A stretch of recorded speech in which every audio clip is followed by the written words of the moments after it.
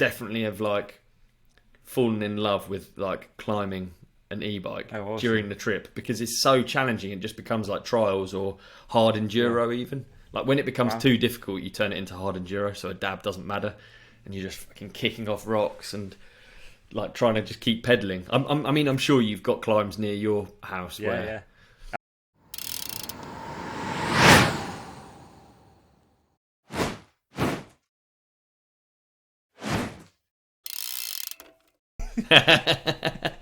It's all right. You can't see it. Welcome, everyone. It's nice to be back. We are in the Ride Companion 66. Why do I always do the first? I don't know. I just take it upon myself, don't I? Well, it's just your personality. You like to get the first and last word in, and it's fine. Is that what it is? Oh, yeah, I think so. I think you're that guy. Oh, what first? You know. Oh, I hate it. It's okay. Do you know what, it's okay. Do you know what I think of it as? A capital letter. No, I think of it as a capital letter. You have to start strong, dude. You have to like. Yeah. You can't start on like a. Hello. Let's try it. We'll try again. I do. Let's start again. Like, yeah. Let's start again and see if it's not. See if it's less impactful. See if it doesn't get us into it because it's not easy. We're both fucking sat in our bedrooms. We're both sat in our bedrooms in our underpants. That's essentially what this podcast is. Actually, so you have to have something to just get you going, don't you, dude? Yeah, you got to come in swinging. All right, do you want to do it or shall I do it? Okay, I'm going to try and do a weak one and we'll see if it makes it harder. All right? Yep. We're in. Okay, because the reason I want to do the weak one, because I realise I'm sort of like also having the first word again, but the reason is I don't want it to be like me versus you. It is a bit. I don't want it to be like that. Yeah. I'm just going to do a weak version of them. Are we recording? Oh, okay. Is this... Oh, I think it's 66. Hello, and welcome to the show. Thank you for joining us, everybody. On today's agenda, we're gonna. Or you come in like this. You're like, right, it's motherfucking Monday morning. Coming in swinging. The vibes are high. We've had great weekends. You've been on the GR5, hanging out with R-Dub, and we're just ready to go. And that is just what this is. With the vibes are up. Let's go. We're cracking a little Rick. Are you having one now? Oh, yeah, mate, I love this. You're getting me hyped. Oh, you're actually getting me hyped. Let's go, man. Let's go. Okay, this is what people tune in for. They don't tune in for the... Get a minute like... Dude, did you see my... Oh, man. Did you see my cocktail that I made up, which went like... I did. It went sideways. I'll be honest. It went sideways. So I had the idea in my head for a while. That'd make a nice cocktail, a little Rick. That'd be really nice. I'll make one of those one day. We got in on Friday night, and I thought, this is it. I'm ready to go. I'm partying. We drank in. And that's what Friday nights are these days, man. They're not like, let's go out, we're going to get pissed, we're going to listen to heavy music. No, we go, having a bath. I'm going to run a hot bath. Nice. George just told me actually about a study that an hour-long bath burns the same calories as a half an hour walk or something. It was quite interesting. Oh, really? There you go. It actually was. Man, I'm in the bath. I like the bath. I'm a big bath guy. Do you? Oh, I love a bath. I'm glad we both have that. Some people are like just shower people, and I don't like those people. That's not normal, man. You gotta relax. You know what I'm doing as well, man, which is kind of crazy at the moment, but I really like it. So I'll go super hot bath, like uncomfortably hot, bright red when you stand up to get out. So I go super hot bath. Get dizzy. Yeah, dizzy. All that shit, right? Yeah. I then wrap a towel around myself. I put my slippers on. I walk outside. I stand under the hose pipe, super cold hose pipe, and I bark in, and I feel it. And I'm out there, dude. I'm naked in the garden. I'm looking at the stars. I'm like, oh, and then towel back on, slippers on, run upstairs, back in the bath. Another 10 minutes. I like that. The idea of that is, I like that a lot. You like that, and then you end with you drain the bath out, and then you have a cold shower, and that's how you end. The cold shower ending seems really sad and uncomfortable, but it means you're not, because there's nothing worse than you get out of a hot bath and then sweat. You dry yourself up, and then you're like, I'm with you. Like I'm still sweating. It's kind of gross. Yeah, so, I am with you. Yeah, you gotta go for the cold ending. It's a happy ending. I like that. Do you know? I don't think when people say like shower or bath, I don't believe that's really a fair. Both. I don't really believe that's a fair thing. Nah. No, but like it's like saying computers or doors. It's two very different things. You know what I mean? Or not at all? I don't know. I mean, they both involve cleaning and getting wet. They do both involve cleaning, but like I only have. I'm not like, I'm in a rush. I've got to go out. Quick, yeah. Let me just quickly run a bath. That's not how it works, is it? It's fucking no. You know, like a bath is almost like, yeah, it is cleaning, but it's also relaxation. A shower isn't relaxing, is it? No. I don't know. I don't find a shower relaxing. It can be in the morning. I go relax and shower in the morning. I checked myself a while ago. I said check myself. I ordered it as a sample, so it was free. But got one of those like what do you call it? Like waterproof speakers that we were. Oh no. Anyway, I love that. Yeah. I don't know why I put treat myself in there. Can we edit that out? I didn't treat myself. It was free. So I got one of those in the shower. So I'll walk in the shower in the morning. And I'll connect to that, and I'll put like some pretty nice like maybe a little wanking music. Wanking music. Yeah. I put a waffle stomp soundtrack on and I'm ready to go. Just hard house waffle stomp music. And I got the shower hose up the Jackson, just like. That would be the waffle stomping anthem, wouldn't it? What would it be? The waffle stomping anthem. It's going to be. Have you ever seen that? Have you ever seen that? What was he called? He was like trans Viking. He was like he dressed as a Viking. Oh yeah. He was a waffle what he's doing now. Guy. He's just going in it. You know, he's just walking down the street somewhere. He's got big boots on. He's got denim shorts, shirt off, mohawk. And amphetamines. I bet his eyes are sunken into his head. All his teeth have rotted out. Yeah. He's just going for it, man. Just living for the weekend. He probably works in like IT or something. And he's just like, he's that guy, how we started the podcast. He's like, hi, yeah, thank you for calling Matrix Data Services. And then at the weekend, he's just fucking on. Dude, imagine how flat life would get if you were like the speed Viking guy. What was he like? I don't know. I don't know. You know my what party, I mean, though, right? Trans music guy. Yeah, like is the rest of life kind of quite like? You can't get that tempo like all the time, can it? I've been to a few raves like that, man. I've got maybe maximum an hour in me at that pace. You know, just like going for it, dancing around. Yeah. This is like, you know. Yeah, that I couldn't live like that at all. But I think it requires chemical intervention. I don't think you go to raves and you just like pharmaceuticals need to be. Yeah, dude, you don't go. I don't think. Well, I don't know, and I'll be honest. I'm not that guy. I'm not about rave life. I'm not. I never have been. I've never really done any of it. I'm like a weird. Yeah, I've been biking much too much all my life to bother with any of that stuff. Like, yeah. I honestly think you can't go to a rave and have 2 Coronas and then stay up until 4 in the morning. That is tough. I've been there, done it. I'll be honest. You know, especially when we were younger. Yeah. So what's the deal then? How does it work?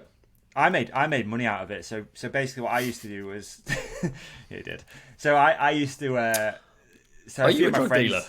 No, it was better. It was better than I didn't have to actually touch anything. So a few of my friends, when we were younger, we'd go out to a club. It used to be called Corporation. It's like a rock club, and they started like doing pills and stuff, like drug, like ecstasy and stuff like that. And I was never into it. Like I'd never been into it at all. So yeah, they'd be like, "Oh, we're gonna, blah blah blah, do this," and I'd be like, "Oh, it's 1 a.m. I'm ready to get off."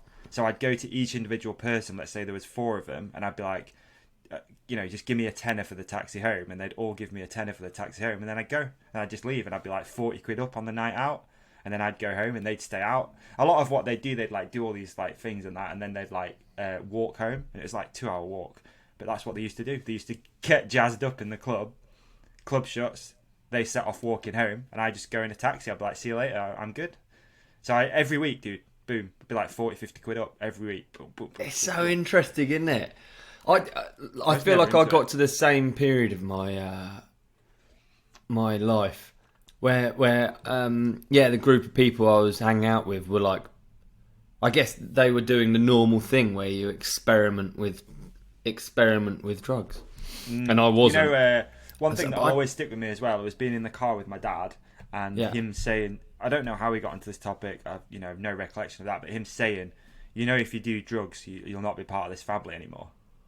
I don't know where that came from. Yeah, and that really stuck with me, dude. Like super young, probably like, I don't know, let's say 11, 12 years old. That really stuck with me. So I'd go out, all my friends would be doing it, and it was always there in my brain. I'd be like, nah, I'm not doing that. If I got found out, like, I'm done. I'm out the family. I'm the black sheep.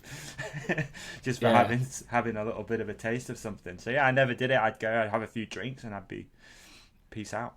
Yeah, absolutely. Not saying I've been squeaky clean all my life, but for the most part, 94%, 4.5, 94.3%. It's funny, isn't it? Because it's like, what does drugs mean? It's a silly term. It is actually a silly term, dude. Old term, isn't it? Because you go in. Yeah, it's like almost medieval. It's like you go in, when you're in a hospital and your leg's broken, you very happily take whatever they give you. Oh yeah. It's all the same stuff. It's like opiates. Yep. You know what I mean? It's like not really. It is interesting, that topic. We could go down that rabbit hole for a long time, I feel like. But obviously, that whole Just Say No campaigns back in the 70s and 80s and stuff really stuck with people, especially in America, I think. But over here, you know, people used to think that you take acid, you try and jump off a building. Whereas now they're using that sort of stuff to treat PTSD, anxiety. Totally, yeah. You know, especially, again, we were talking before we started recording about, like, mushrooms. Like, they literally grow out of the ground. I don't think you can class that as a drug. No, personally. I agree, man. I agree. I'm not like. I know words are weird. Like anyway. we just words sound weird, like but... a couple of dudes that are just fucking. I don't know. It's become morning way more out every weekend. Hasn't it? I don't touch any of it, but I don't believe acceptable. any of it should be unacceptable. Yeah, I just think. Well, when it comes to like it's growing out of the ground, it seems bizarre to me. I don't know. I think it's as well. It's, you know, who do you? So you walk into this room. Let's say you've got depression or, you know, whatever, and maybe that's not the right term. Yeah, okay, yeah. You go to this room. You see this doctor, and he prescribes you this thing, and you've no idea what it is. What if that doctor said, you know, to someone older, let's say like our parents' generation, late 50s, 60s, something like that, you know, you can take like these mushrooms that literally grow in the ground. Like, does that make it more acceptable then? That they're like, okay, yeah, my doctor said I can try it. Meanwhile, they will happily prescribe you a drug that you can get addicted to and, you know, have really bad side effects from. I mean, obviously, I've been down that route with pain pills. It's horrible. I wouldn't go back down that route if I had the choice. But they force them on you, in a way. I don't know. The whole thing's messed up. The whole thing doesn't make sense. Yeah, having a reliance on anything is probably the thing that I want the least. Having a reliance on any kind of just like even if it's fucking mustard. If I just had to have mustard on everything I had, it would ruin. Have you got any addictions? Do you think if you think about it? I don't think. I don't know. I think obviously there's some sort of weirdness. Well, in fact, we'll learn a bit more about that when my MRI results come back from that Cut Media project. That'd be cool. Because it'd be interesting. Certainly, I don't go out riding to ride every single time. It's not like I need like that buzz. Sometimes I'm just doing it because it's a job that I do and I get done, and it's, you know, I feel that sort of sense of satisfaction just that I've ticked something off. That is, I don't know. It is that sounds like a habit. You know, is that like habitual? But I don't think it could. Yeah, exactly. Yeah. I actually think fuck it. I just think I'm lucky that my habit is positive. I think it could be. I don't think there's any ways that could be a negative thing, is there? You know, it could be maybe you get injured and a doctor or therapist or whoever's like, look, you really can't ride a bike, and you're out there like a crack fiend just fucking pedaling. That's the only way it can probably be negative. But even then, it's probably going to be positive because you have your elevated heart rate, you know, blood's pumping and stuff like that. I think I struggle with coffee. I know. Coffee's a bit of a vice because it gives you a headache. So then that's the chemical addiction, isn't it? Yeah, sucks. You probably don't realise how bad you are with it until you. I definitely base a lot of my day. I wouldn't say day. This is going to sound like I'm a real addict, but like if I've got to go somewhere, I don't think. Okay, trying to think of an example here. So last week I went to visit a bike shop. I'm going to the bike shop, but I know that on the way to the bike shop is a really nice cafe that I like. So to me, I'm like, right, okay, so if I leave at this time, I can stop, I can get coffee, and then I can go to the bike shop. Does that make sense? And like, yeah, I hear you. anywhere really, I'm like, okay, there's a cafe there, so I can go there as well. So if I don't do that, then I do have this feeling of something's missing out of my day. I've not had a coffee. I know what you mean. I get stuck between, like, I feel like these days we fucking want to diagnose everything. You know what I mean? So it's like, riding can just be a habit. I really like to think that it's completely pure, my need to ride and my love for riding, because it's like a number of different things. It's not just I'm just going to go and do backflips and go as fast as I can. It can be that I just want to, you know, it's like a walk in the woods. It's like the same thing. Just being out in the woods is nice. And the same goes for coffee. Like, fuck it, dude. At what point does it become like, you want a coffee, so get a coffee? Yeah, like, treat yourself. Like all you are is an animal roaming around. You should get what you want. Where that could be a problem is if it's, you know, you realise you're spending too much money on the thing. That's the problem, isn't it? You know, and I definitely did that when we started Hook It. Actually, I remember one of my business partners, Mark, we went through a credit card statement, and he was like, "Dude, you're spending like £9 a day on coffee. You know, you go to Starbucks, it's £3, isn't it, for a coffee?" And I'd stop constantly throughout the day, and he was like, "Dude, you're spending like £9 a day on coffee. That is a problem." Yeah, you don't need to do that. And then you just make you make an alteration. You go to Aldi, you buy a bag of coffee. You go to ridecompanion.co.uk, you buy a bag of coffee. But whatever, put it in a flask. Off you go for the day, and you just learn. But there was a point where it was a bit of a problem being out. Like, you know, I was tired, I was stressed. You feeding that thing with more coffee. That's the problem, innit? That's the problem. I always look at people that have got their ting together. Like, they don't up it, and I definitely up it over and over again. It's like part of my brain is to make it a bit more, and then that becomes normal, and then a bit more, and then that becomes normal, and then before you know it, you like, I do literally have fucking 5 coffees a day sometimes, you know. Yeah, it's like, that's not unnecessary. I've learned to taper it down to maximum. Well, it's shit because you don't even feel it once you get to a certain point. You're not getting any of the initial things that draw you to that thing. Yeah. You're not getting it anymore. You're just like sustaining. True. Yeah. I mean, there's a comedian that we both like, Brendan Sharp. He always talks about that. He has like 8 or 9 coffees a day. I'd be a jittery mess, and I'd be constantly on the pan. I'd be shitting like a... Would you? Yeah. Like, oh man, yeah, just like straight back on there. Yeah, I don't know. There's that. That's pretty much it. I think phone things. Obviously, that's the thing that everyone deals with in this generation. I think the phone thing. I try my best, but it gets you. I got the screen thing up today. It's gone down 24%. I was pretty stoked. Has it? I haven't looked at mine for a long time. 2 hours. Feel 40, like it's I think. bad, but then I feel like I've been on a plane, so it's really bad. Can you use a phone on it? I haven't been on a plane like that for a while. You mean like on the internet on the plane, or just watching stuff on the plane? No, I just mean like podcasts even, and then just I literally all I do on a plane is I go through my photo album and I try and delete as many pictures as possible. But that's a lot of screen time, isn't it? Or you know what I realised? Not reply to a lot of emails. Every time I connected my phone to my laptop, all the photos came back, and then a couple of weeks later, I'd be like, "Oh, I'm going to delete some photos," and I'd go through and I'd be going, "I'm sure I've deleted that one. I'm sure I've deleted that one." Oh no! I rinsed and repeated this for ages. Connect the phone to the computer, they all come back again. Cool. That's very annoying. Yeah, go again. Super annoying. Anyway, do you know what? The cloud is a complete mystery to me, dude. What is in the cloud? What is it? What is the cloud? I have no. That's a great lunch and learn. What is the cloud? Because physically, where does any of it go? What is the cloud? Is the cloud just like this building somewhere, like that? Where is it? Steve Jobs has got on a bit of land. It's just this fucking giant building pumping out diesel fumes, just storing all of our old pictures of like screen grabs of conversations, or like, you know what I mean? Just like crap. Just food. Avocado shots. Yeah. I bet the dick pic section that'd be a building in itself, wouldn't it? The dick pic building. Imagine you walk around, it's like a campus, and there's the dick pic building, avocado building, coffee building. Yeah. Dude, then this giant fucking building, right, with the biggest chimney sticks out on the horizon. You're like walking for hours. Maybe you get a golf cart, right, and just driving in the golf cart towards this building, huge, and you get there. It's the baby photos centre. Oh, of course it is. The centre for baby photos. The baby photos. I can see how people like. How weird is it? I don't have. Our parents would have had to take film photos, so they don't have just albums of shots. But I imagine when you become a parent, you just end up. Your phone is just baby photos.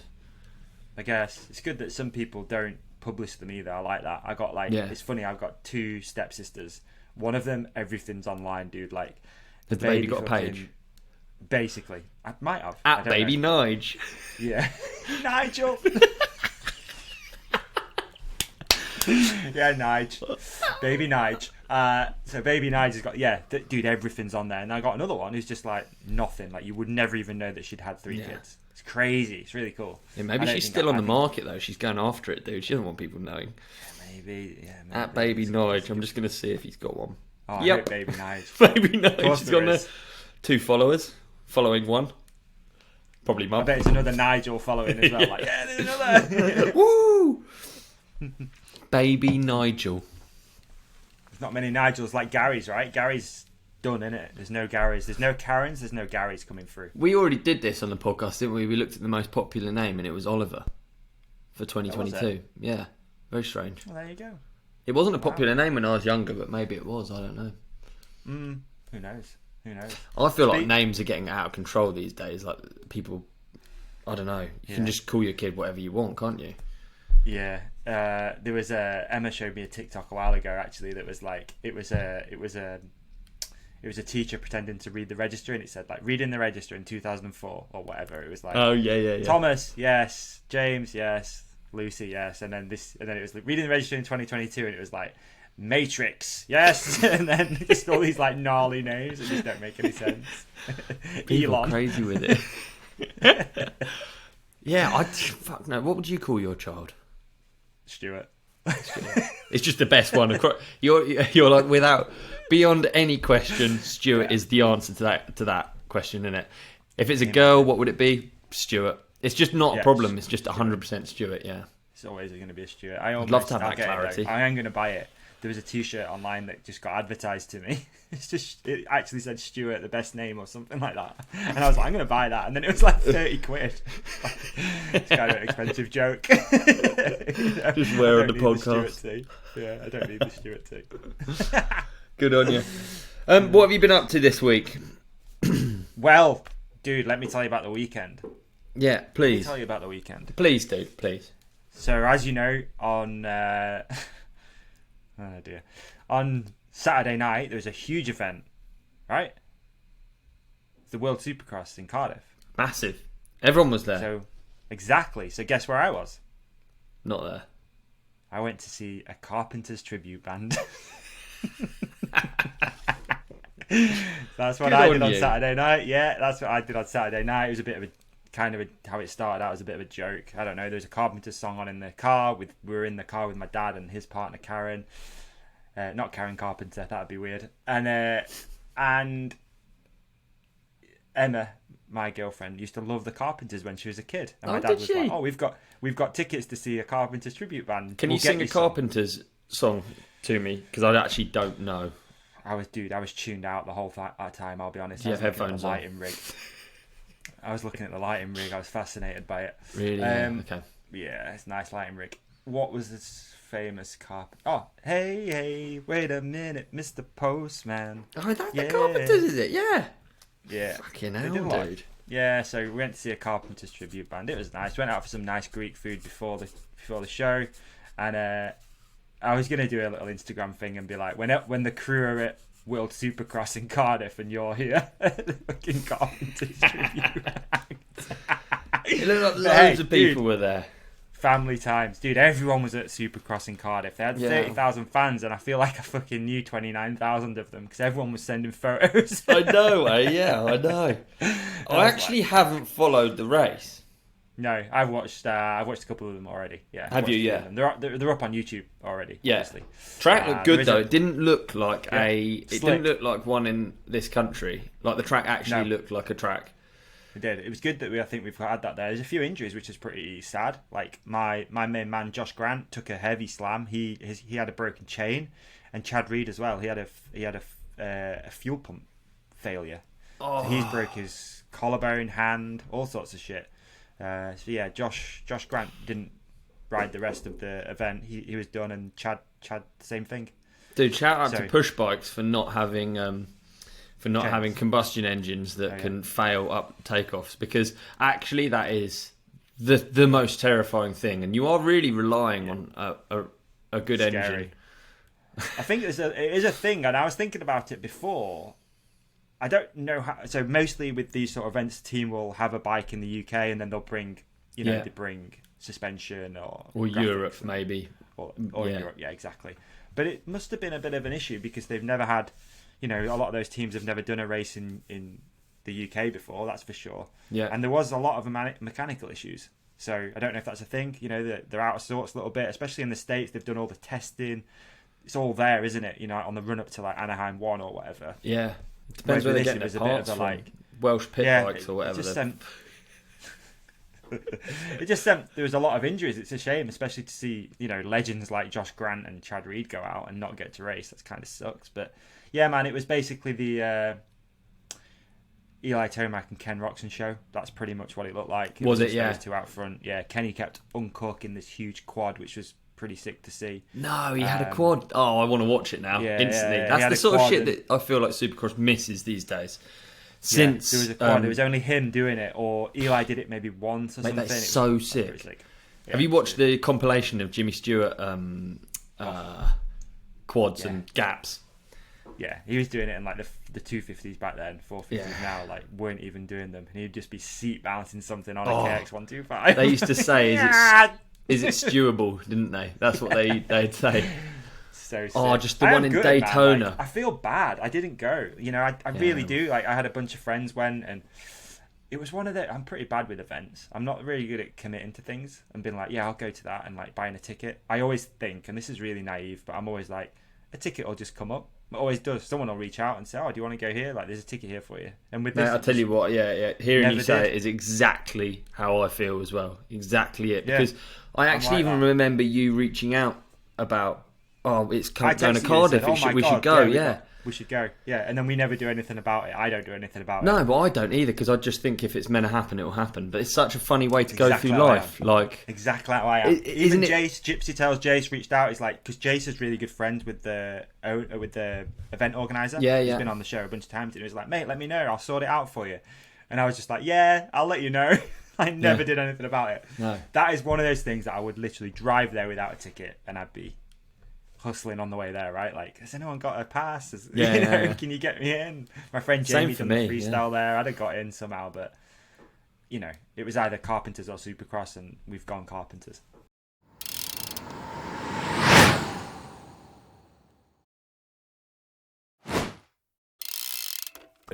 Welcome to the advert. Yeah, my favourite part of the show, actually. It is mine as well. And obviously we've been this is a return to the advert, really, isn't it? Yep. Because we've been on a 30-day Athletic Greens AG1 kick, right? Correct, mate. Yeah, I think, honestly, I'm not counting, 23 days into my Athletic Greens AG1 kick. So let me tell you just quickly, dude, some of the benefits that I honestly have felt so far. I'm not going to come in with crazy stats or anything like that, but definitely feel less bloated. I struggle with that sometimes, like just feeling generally a bit bloated. So that's definitely a thing. And obviously, as you know, I've been going to the gym every morning, and I think it's just a nice way to start the day. It sounds silly, but it definitely gets my brain firing, and it just gets me feeling like, okay, I've ticked off that nutritional thing that you try I'm 100% with you through the day, right? Like, you're always like, okay, if I eat that, then I'm going to get this, and you've covered your bases. And for me, it's not even 5:30 yet, and I'm like, boom, done. Yeah, so, dude, the routine element is really something that I really look forward to it. I've been on the road for the last 10 days as well, and I've been using the travel pack. Got some of those, I took those out to the Alps, and just it being part of my daily routine, starting the day off with something, as stupid as it sounds, starting the day off with something that healthy and nutritionally complete is a nice way to start the day, isn't it?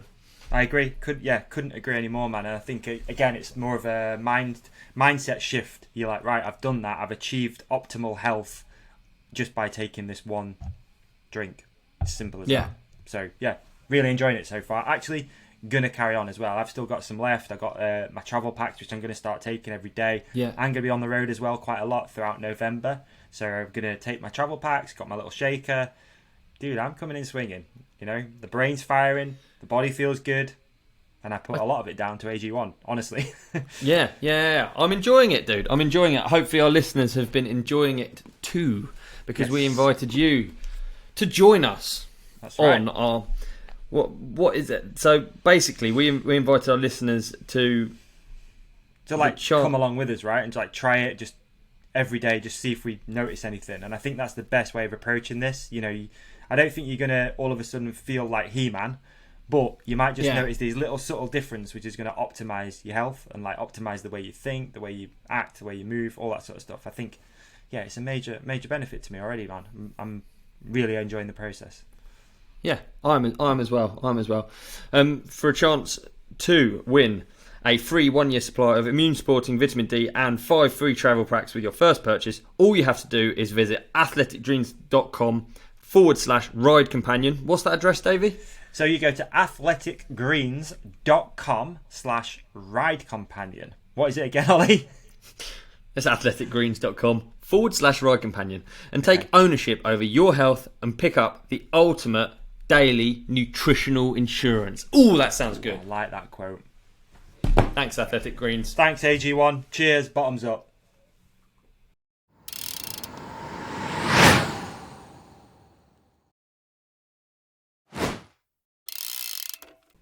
I went vanity unit. I went I went drilling holes in a piece of old granite.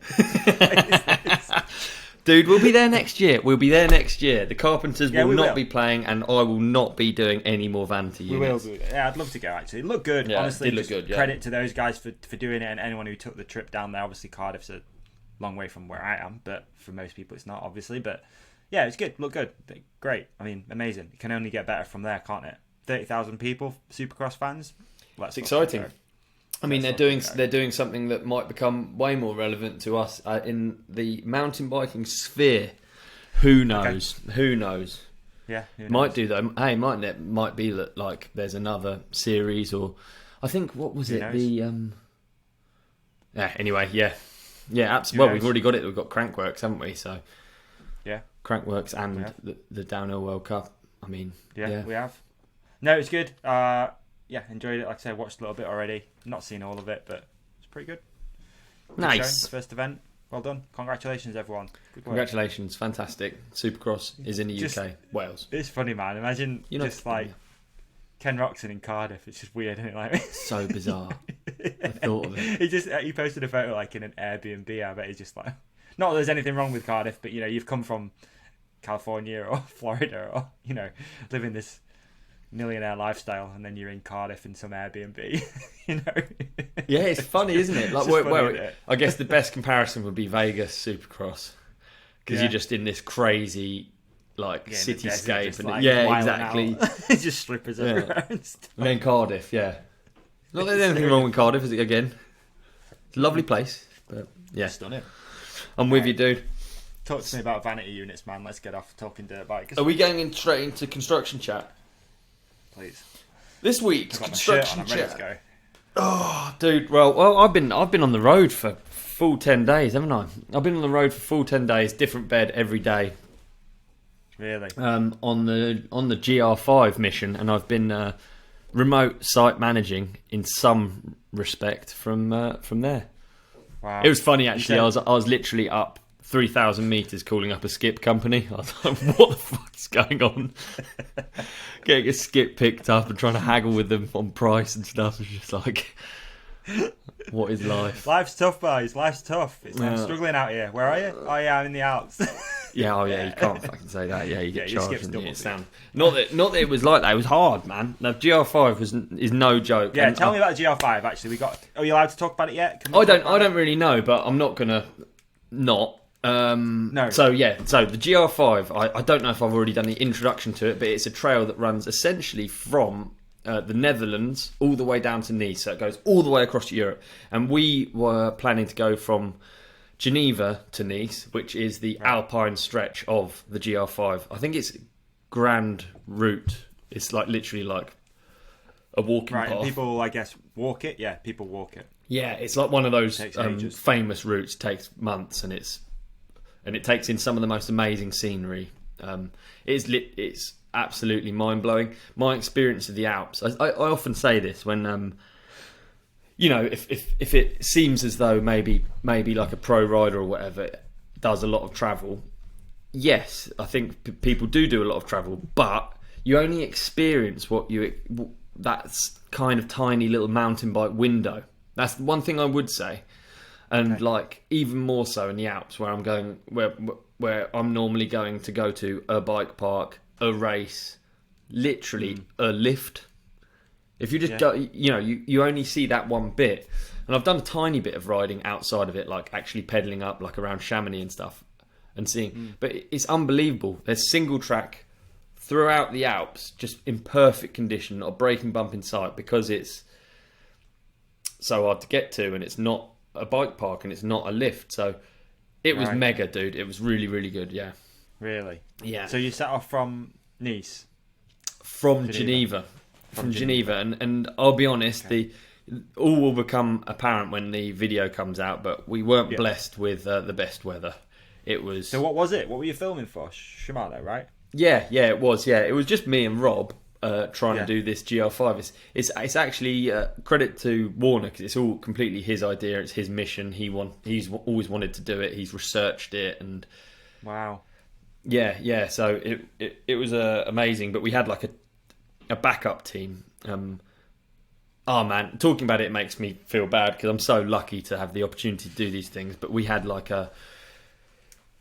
we would have a route plot planned out, and then we would have someone charging our batteries and then bringing them halfway up the hill.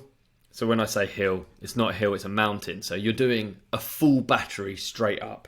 So you don't stop. You're just climbing, full battery, done.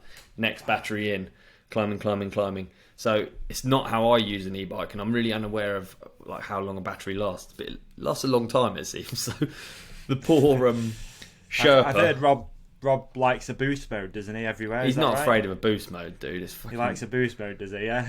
Mate, you don't win a World Cup and have a glittering career. You don't sit in eco, do you? No, you don't sit in eco, dude. It's not fair. I mean, it's funny though, because like actually a lot of the climbs were so steep that you couldn't not be in, and they're really challenging. So I definitely have like fallen in love with like climbing an e-bike during the trip, because it's so challenging. It just becomes like trials or hard enduro even. Like when it becomes too difficult, you turn it into hard enduro, so a dab doesn't matter, and you're just fucking kicking off rocks and like trying to just keep pedaling. I mean, I'm sure you've got climbs near your house. Yeah. I was to say, again, not really ridden the e-bike too much recently. Well, not for the last year, but yeah, recently when I went out on it for the last couple of times, I'm like, oh, that climb's so fun. Like I'm going to go back up that one again. That was really fun. Yeah, how cool is that? Yeah, whole new element to riding. Yeah, that is previously untouched, because you just like fucking hate this. Yeah, I know some people love climbing, maybe the XC boys and stuff like that, but for me, I always hate that stuff on the regular bike. But on an e-bike, it's just fun. Yeah, absolutely. You can get up there and stuff like that. Totally. I mean, one thing I would say.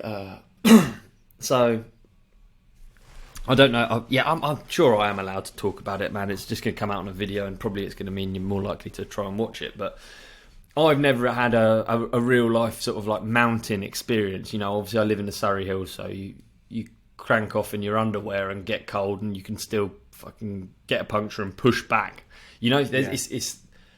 It's hard to get yourself in the trouble that you can get yourself very easily in a mountain.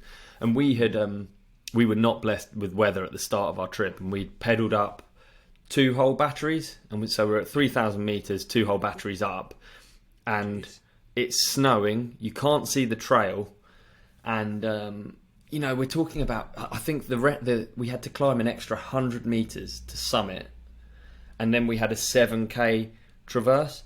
And me being me literally being like a Labrador in the Surrey Hills, like I'm not a mountain person as much as I've been up them the whole time. You're more of a Labrador than a mountain goat. Exactly, yeah.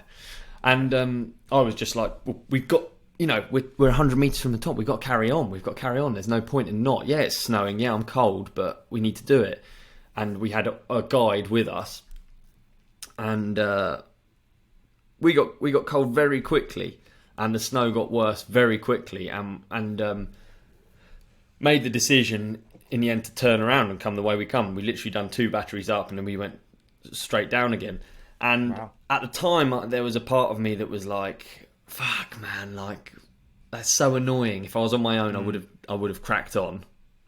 There was that. I'm saying it's a part. It wasn't all of me, but there's a part in my head that's like, "Oh fuck!" I really wanted to carry on. Far up. Yeah, exactly. Yeah. And then, but then by the time I got to the bottom, how cold I was like not funny or. It was like a realisation that all it would have taken was to go 2k along that traverse, get a puncture. Fucks Phil. Yeah, but what do you even do? Get a front puncture, maybe one of the Garmin's doesn't work, and then we don't know where we're going, where we've been, where we've come from because it's snowing. It's like it's not a place to be up there. It isn't. You've got to be really careful.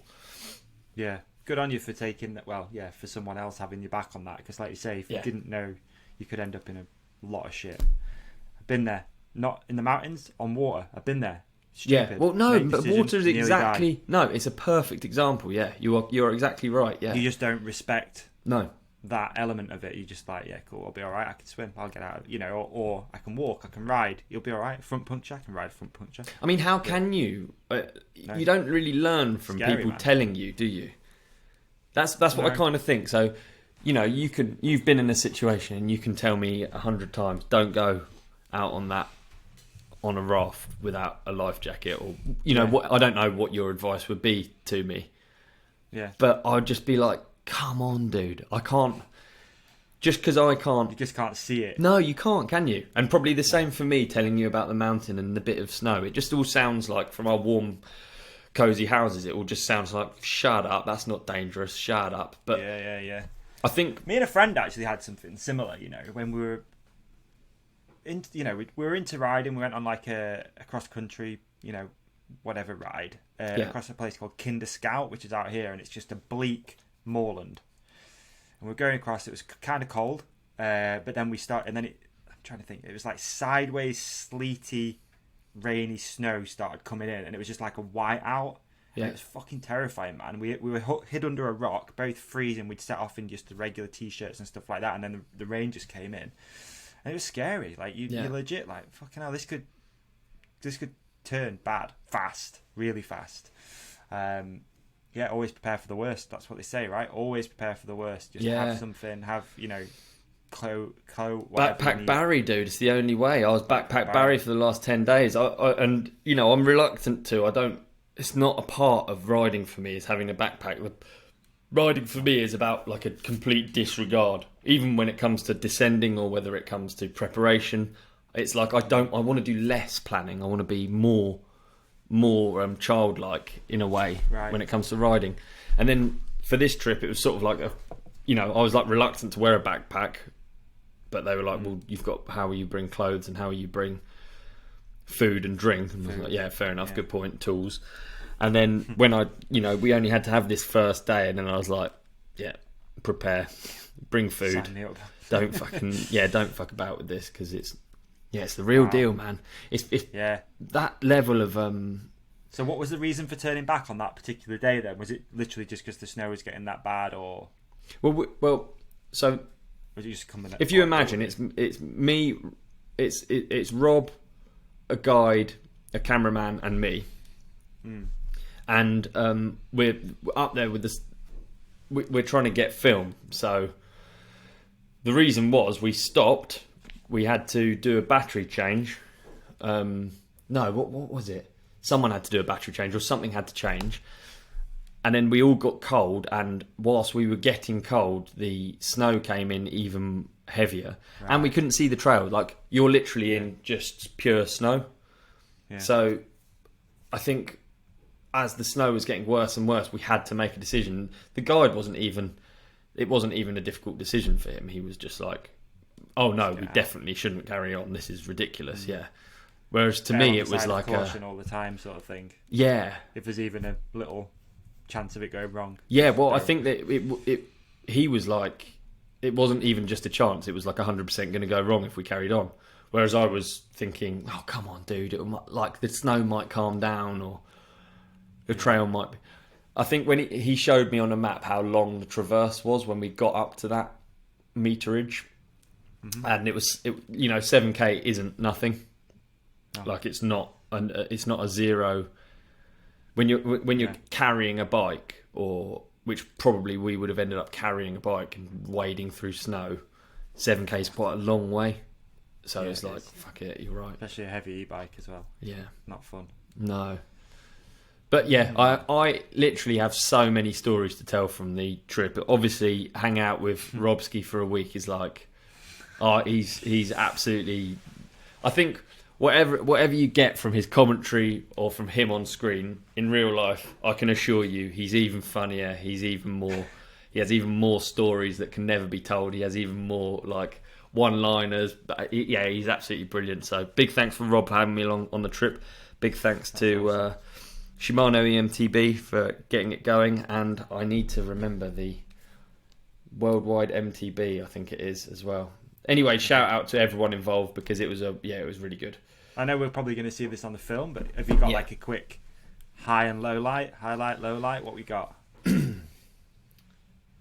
I mean, the highlight's got to be like I was just reaching some points like later on the trip.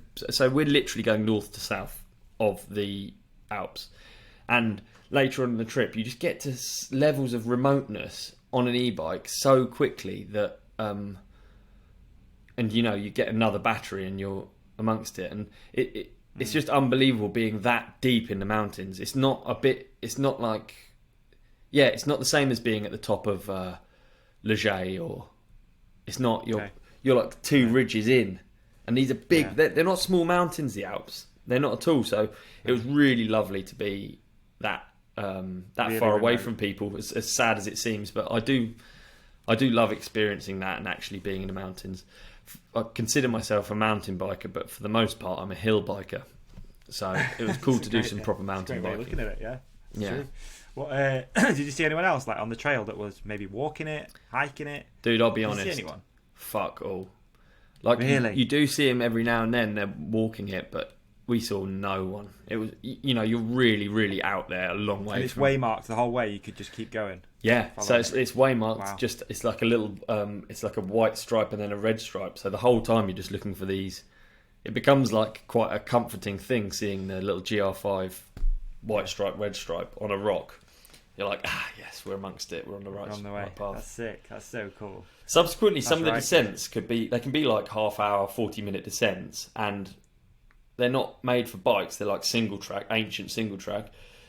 But it makes you realise how much you read a trail based on like where everyone breaks, and there's some turns it would be so easy to like hurt yourself because you're on cliffs. Sometimes you're on crazy exposed ridges and like none of the signs that your brain subconsciously reads are there. So there's no braking bumps. There's no like wide entrance. There's no tyre marks. Right. So yeah, you can catch yourself out quick. Shit. Quite That's cool. Awesome. That sounds like it's a hell of an experience, man. I think we should take a moment just to. That's a lovely experience. Just reflect on the experience you've had. You've been in the Alps for 10 days, man. Money can't buy life changing. Yeah, it's not life changing. You know what I mean?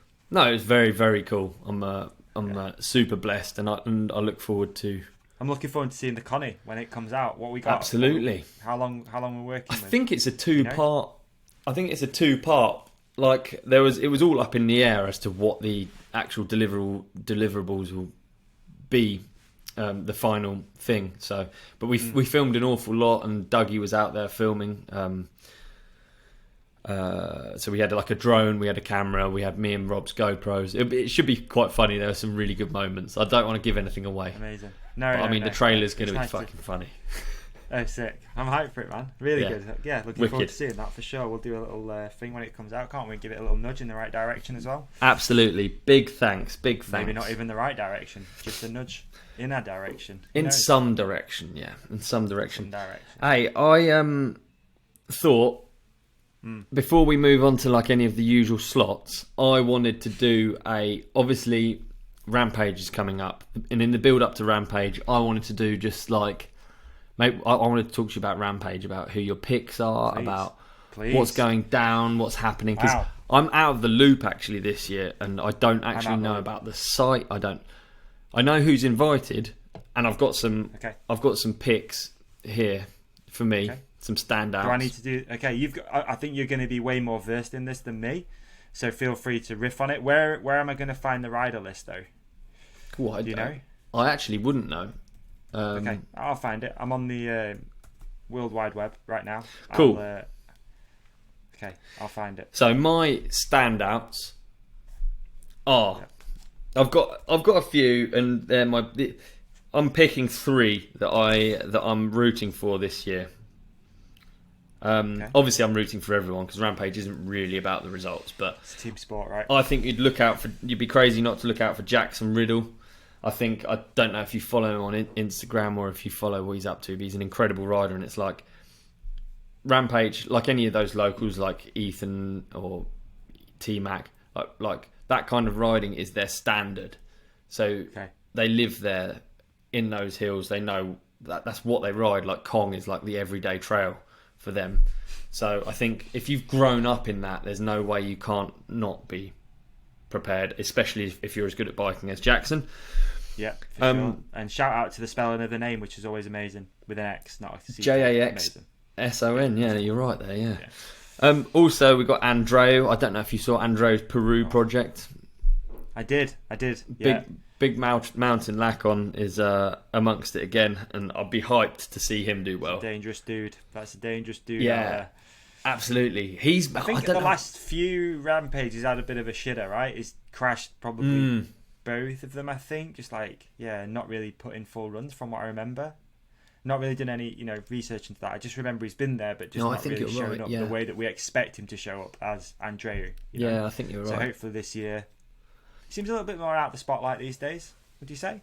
Yeah, could be a good thing for him. It was cool seeing that project he released on I think it was on the Commensal YouTube. It wasn't on the Focus YouTube. It was on the Commensal, and he's out in the big mountains, and he's obviously prepping for Rampage. I think he takes it pretty serious. He's felt what it's like to be on that box there. So yeah for sure, amazing. My other pick, top 3. What we got is William Robert.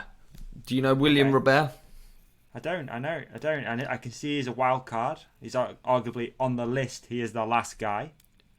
But don't get it twisted. The guys, he's not asleep. Don't sleep on him, because he's been around for a while. And if you watch him spin a big bike, I think it will fill you with confidence that this is going to be a good Rampage. He's an amazing rider. French. I've actually weirdly been following him for a really long time on Instagram.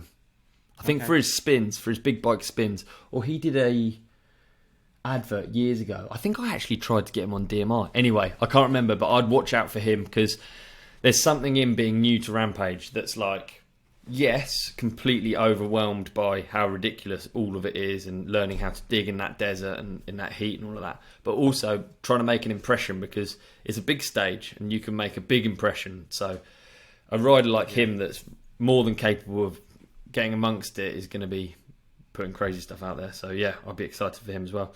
Feels sad not being there, dude. I need to get back there. I bet. Like, what's the word on that? Bren just not feeling it this year? I don't know. What's the vibe? He's reproducing. He's busy reproducing, but we'll see.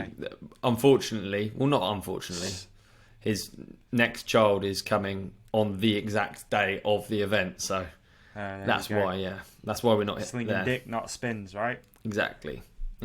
But hopefully we'll get back there. I'd love to get back there. I love being part of Rampage, actually. I never realised that it's one of those things that you finish and you hate and never want to do again. And then when you're not there, you're type like, 2. oh. Yeah, exactly. It is type 2, yeah. So I think we should, it's nice, like we've got a little bit of prep now. What is the date for Rampage? The 22nd, I think? Yeah. 21st? All right. So we've got 21st. 10.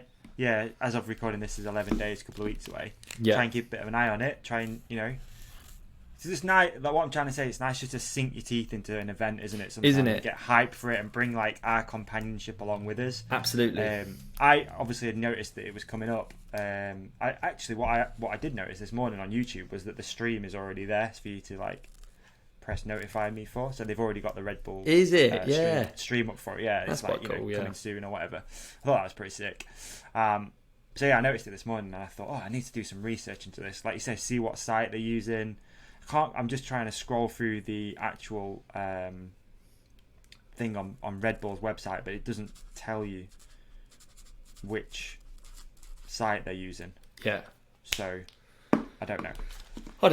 Yeah, because what is it? It's sometimes it's Fox and sometimes it's mainstream television, isn't it? It's one of the biggest events, So. Yeah.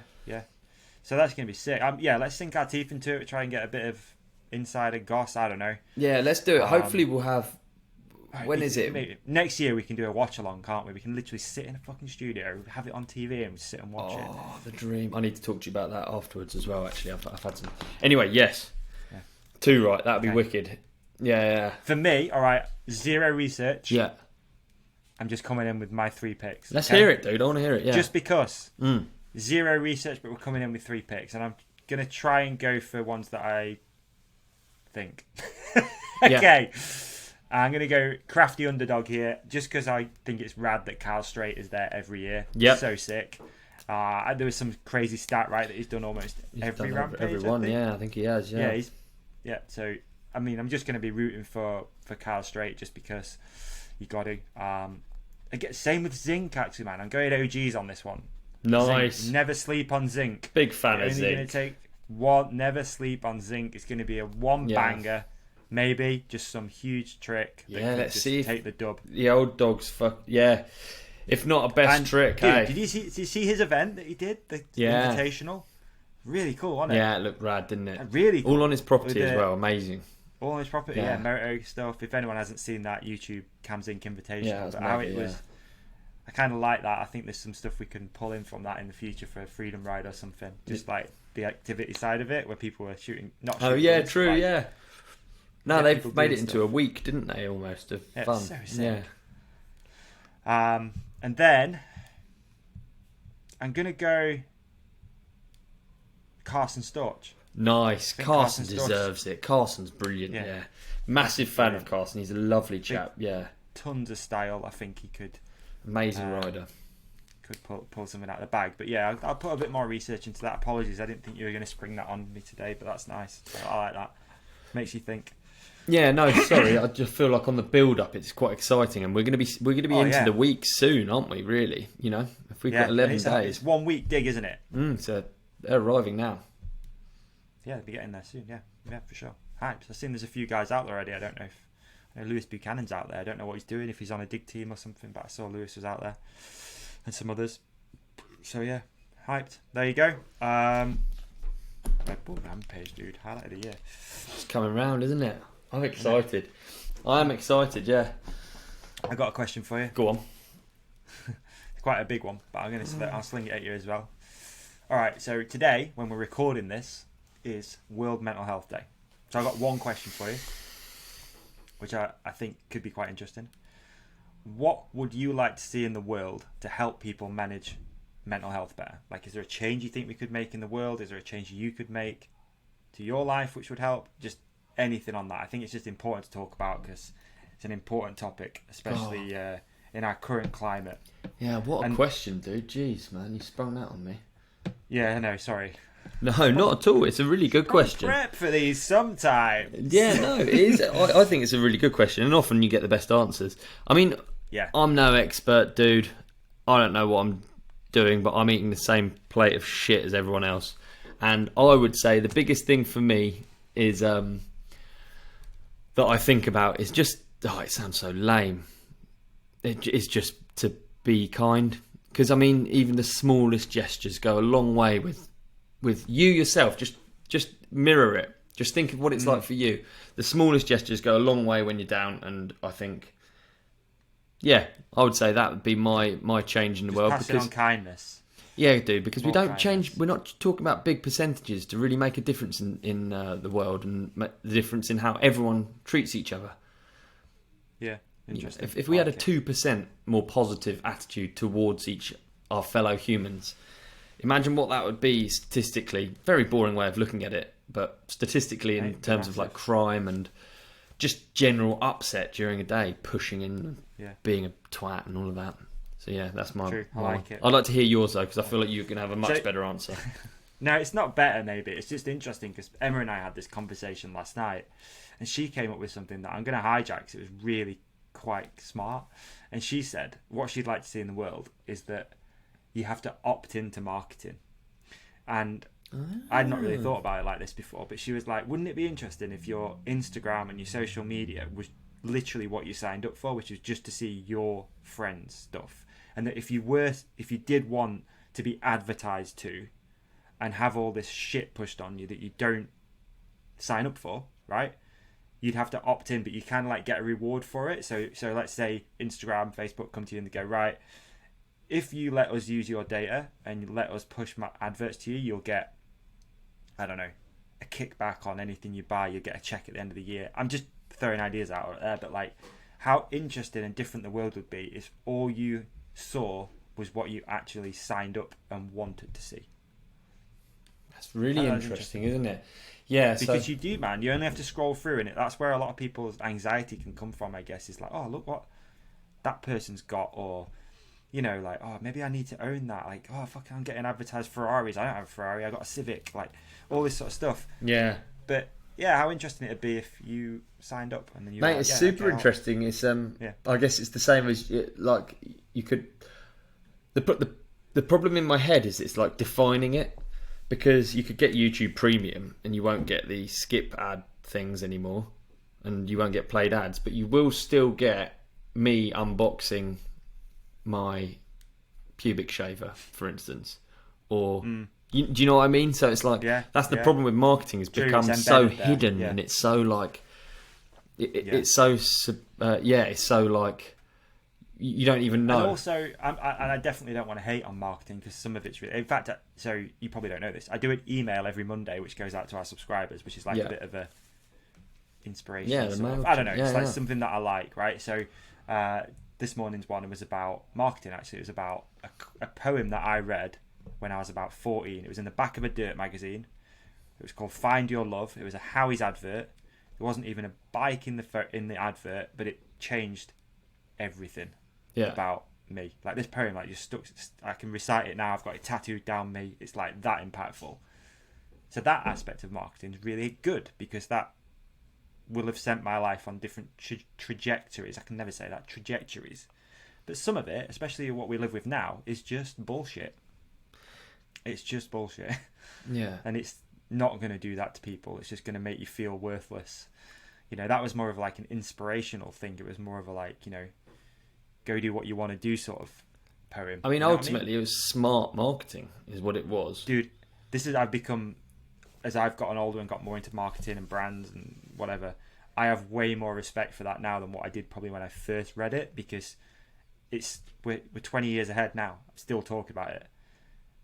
It was ahead of its time in that it didn't even have a bike in the actual ad campaign, which is crazy. It was just literally some text and it was like, boom, this is hard hitting. And I've got way more respect for it now. The fact that we're even having this conversation means that it's worked really well. Fucking well. And really I have exactly the same. I have exactly the same things with a load of ads that.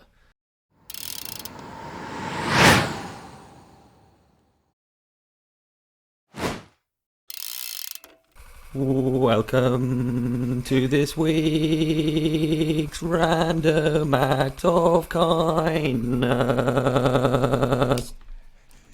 That was quite good, wasn't it? That's nice.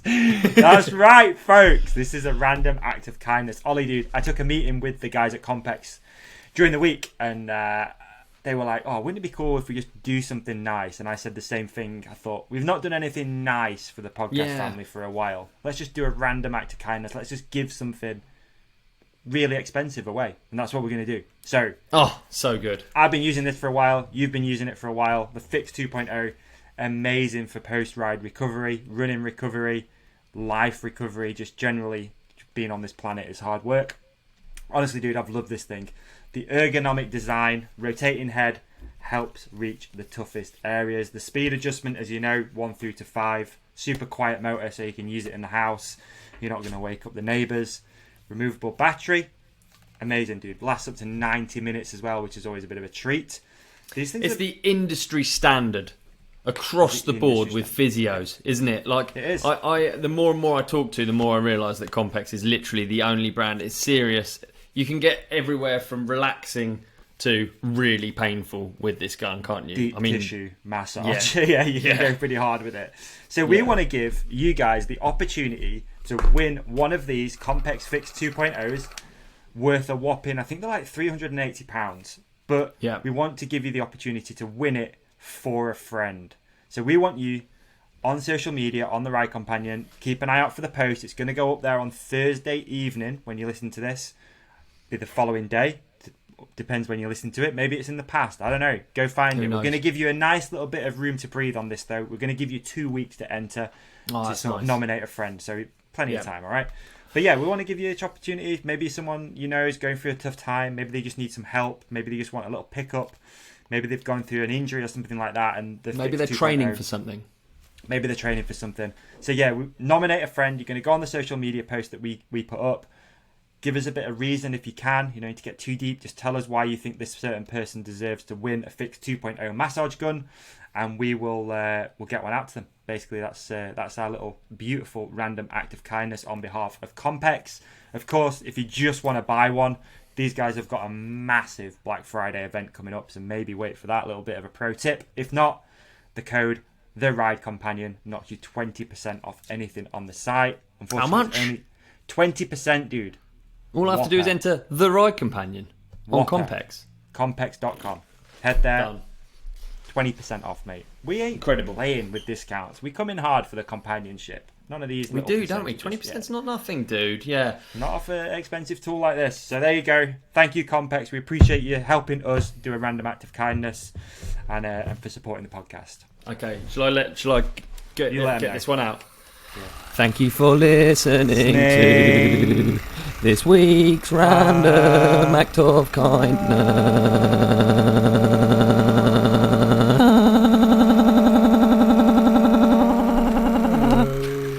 See, I did the harmony. Really Thanks, COMPEX. nice. Thanks, COMPEX.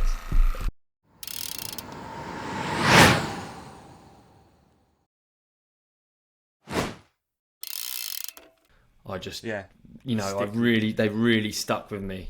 I mean, even like branding wise, everything about fucking Nike and Michael Jordan and the NBA when I was younger really sticks to me, really a lot. Yeah, Interesting. It's really difficult, isn't it? Because what can you use marketing? Marketing almost means nothing. It's like we almost approach it like it's evil, but it just means like you're selling a product or an idea to people. It doesn't have to be a good product. It doesn't have to be.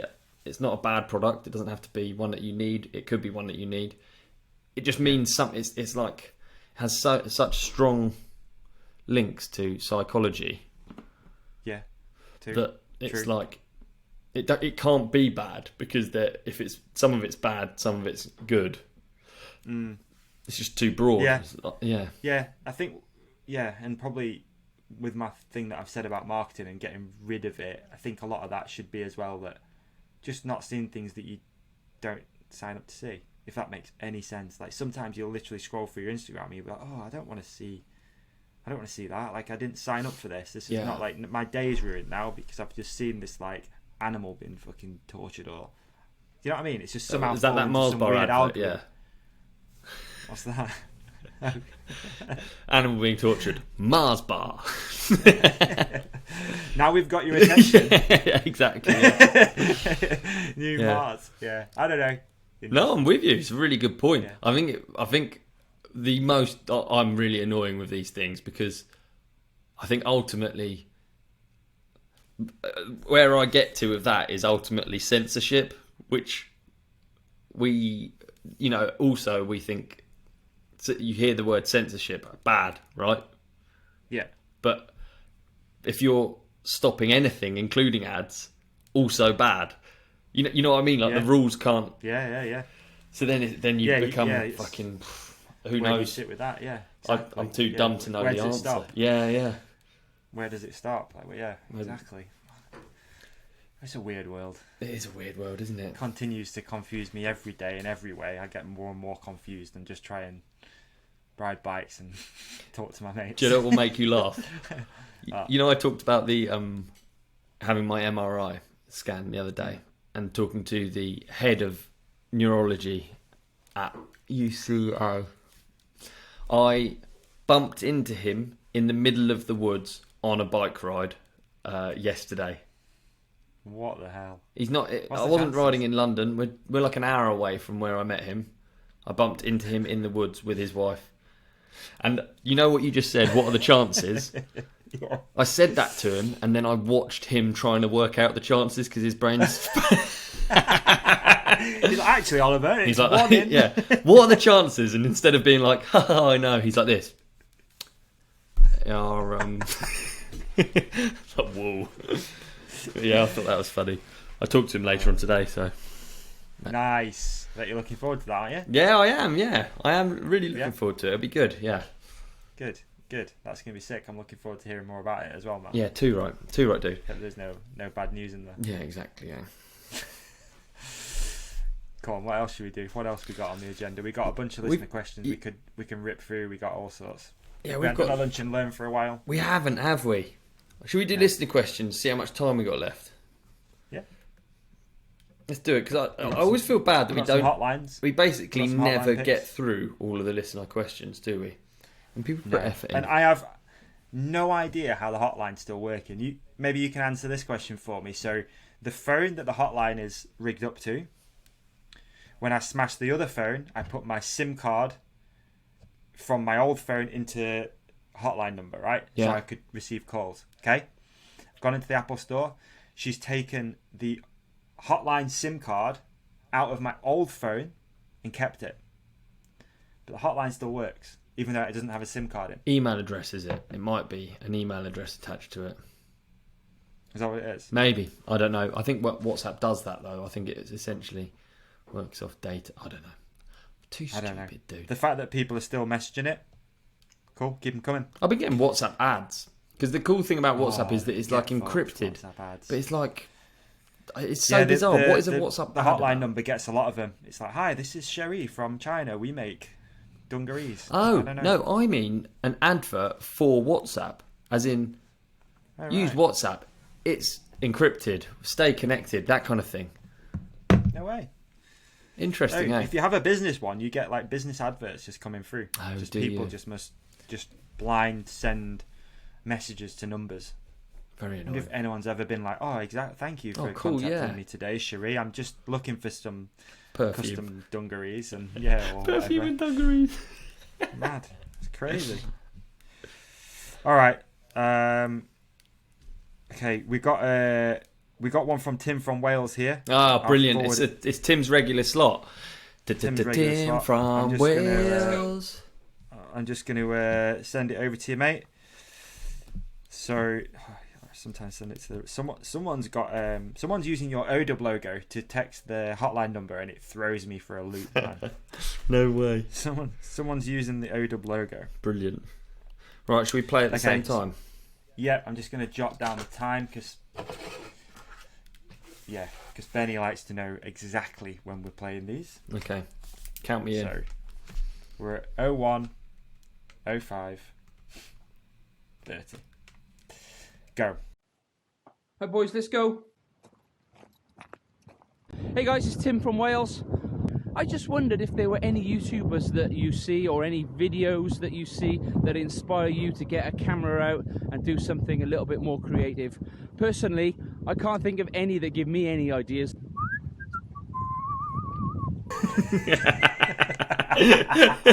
I love Tim's segment.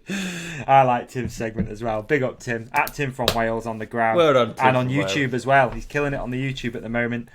So big up Tim from Wales. Yes, All right, Tim. what you got, Ollie? What springs to mind, man? What YouTube channels do you apart from Tim from Wales YouTube channel? I'm fully. I tell you what. Yeah. Apart from Tim from Wales YouTube channel, I actually really. I'm really promiscuous with my YouTube follows.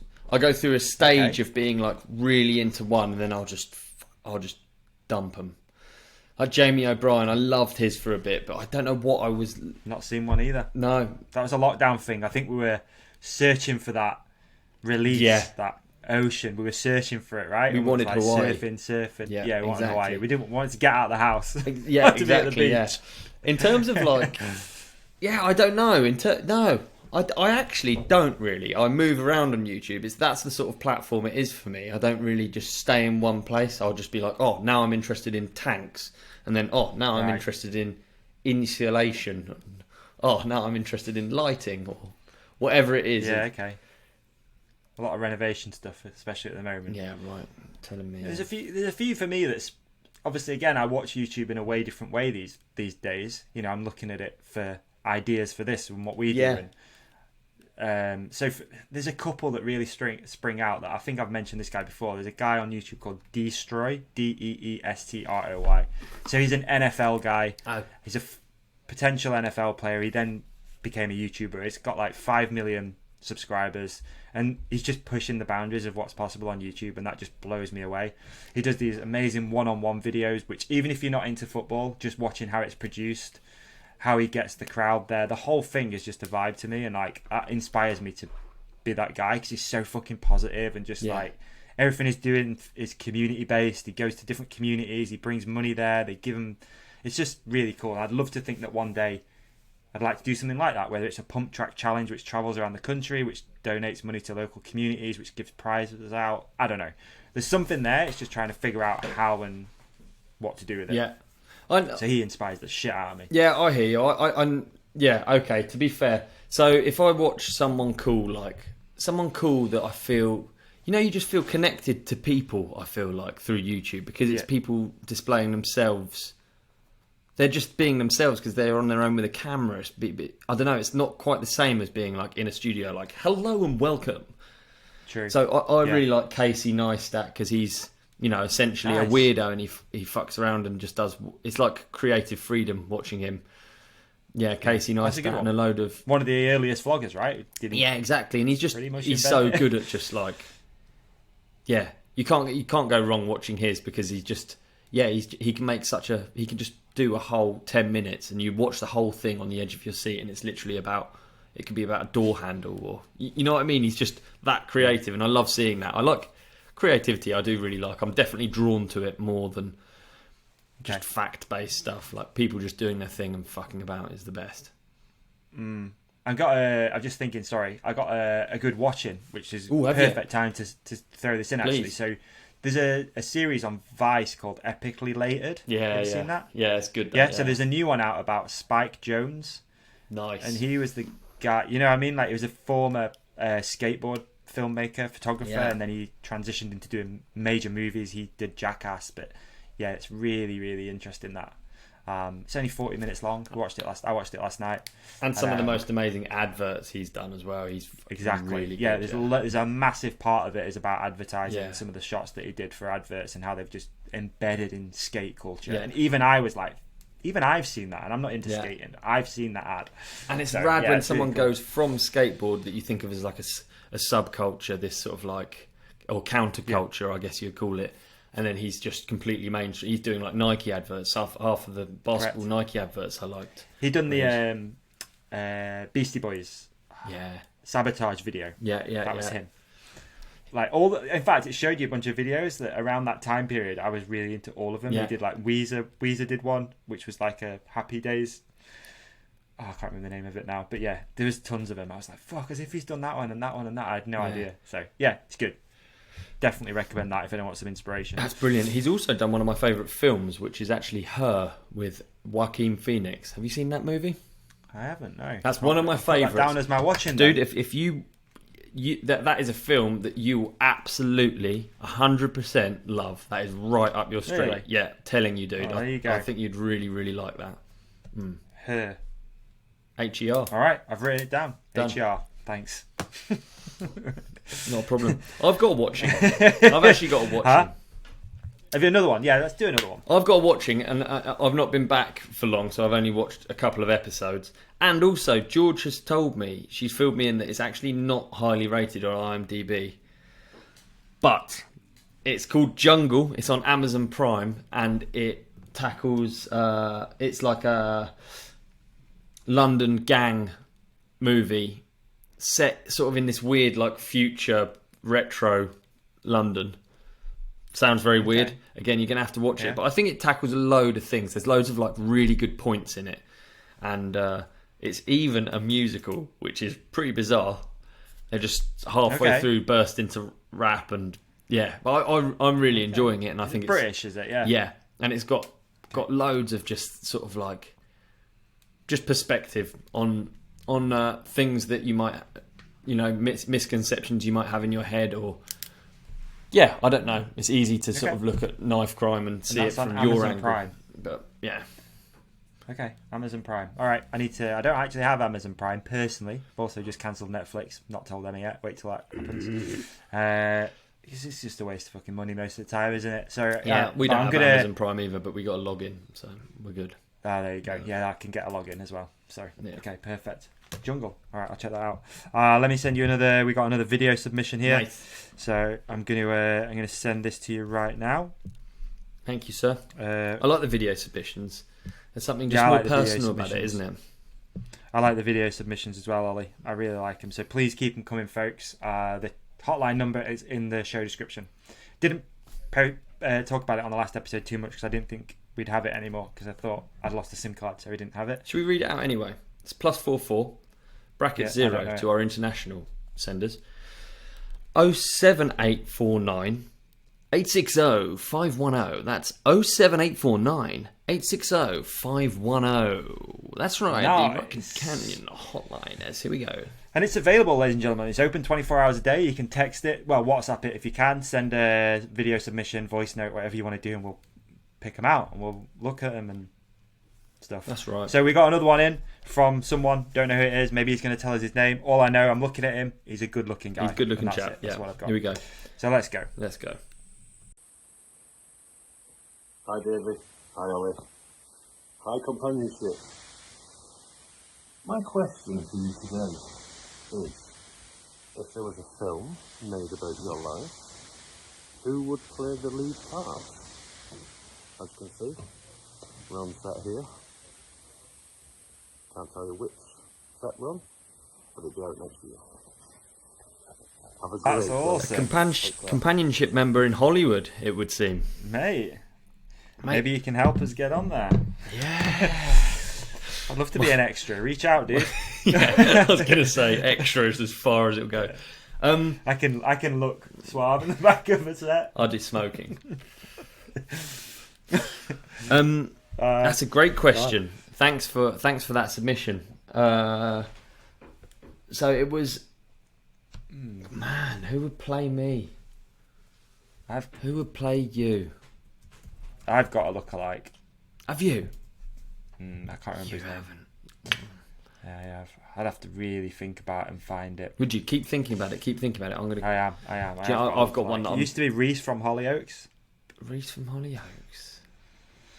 Long time ago. My sister likes to.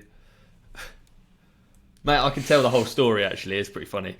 So we obviously, as you know, you've been to one. We used to go to basketball games when my brother was playing, and it's like a family event. Like, whole family would come along. And are we in season right now or out of season?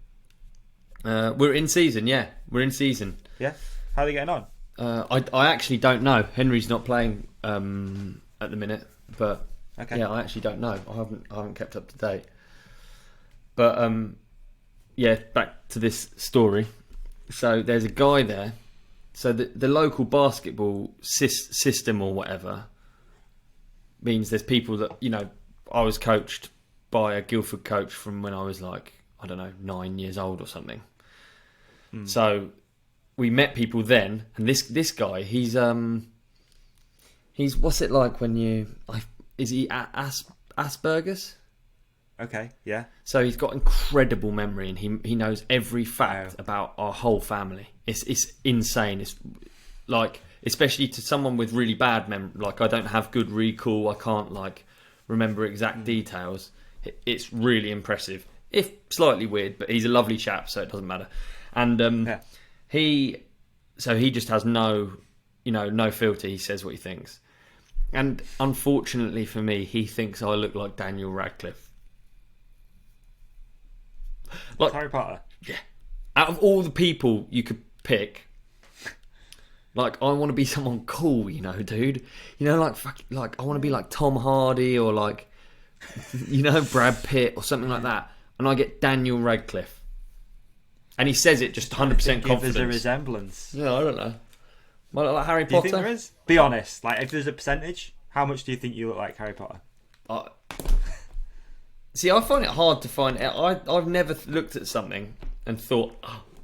I've never looked at something and thought, that looks like me, right? Until... And I'm going to send this to you. Let me find it. Please. Carry on talking, because this will make you laugh. Have you seen this before? Okay. I don't know what it is. No, I wasn't sure if you'd remember if I've sent it to you before. That's all. Oh, I don't know. Okay, it depends what you're going to send. Right, I am going. You got like similar willies or something? No, this is really ridiculous. Okay, so I've never seen anyone and thought, oh, they look like me, because I've thought I look like me and no one else looks like me. I went to a fairground. This is really going to get you. I found it. I went to a fairground. Big fairground, fair rides and stuff, and they've got the airbrush paintings of different stuff, wolves and dinosaurs or whatever, haunted house. So usually on the waltzer. That's all exactly. So, dude, I've got to a fairground. Like, tell me that's not exactly me. It's literally the size of a building. Tell me that's not exactly me on the side of a fairground ride. When I turned up, I was like, what? Someone's painted my face. It's like looking in the mirror. That's good, man. We'll bring it on screen for the people to see. That's not bad. That is not bad. It does resemble me, right? That does resemble you, yeah. It does. It does. That's class, dude. That is class. Who do you think it's meant to be? Daniel Radcliffe. Imagine how annoying that would be if I looked on the ride and it was like Harry Potter ride.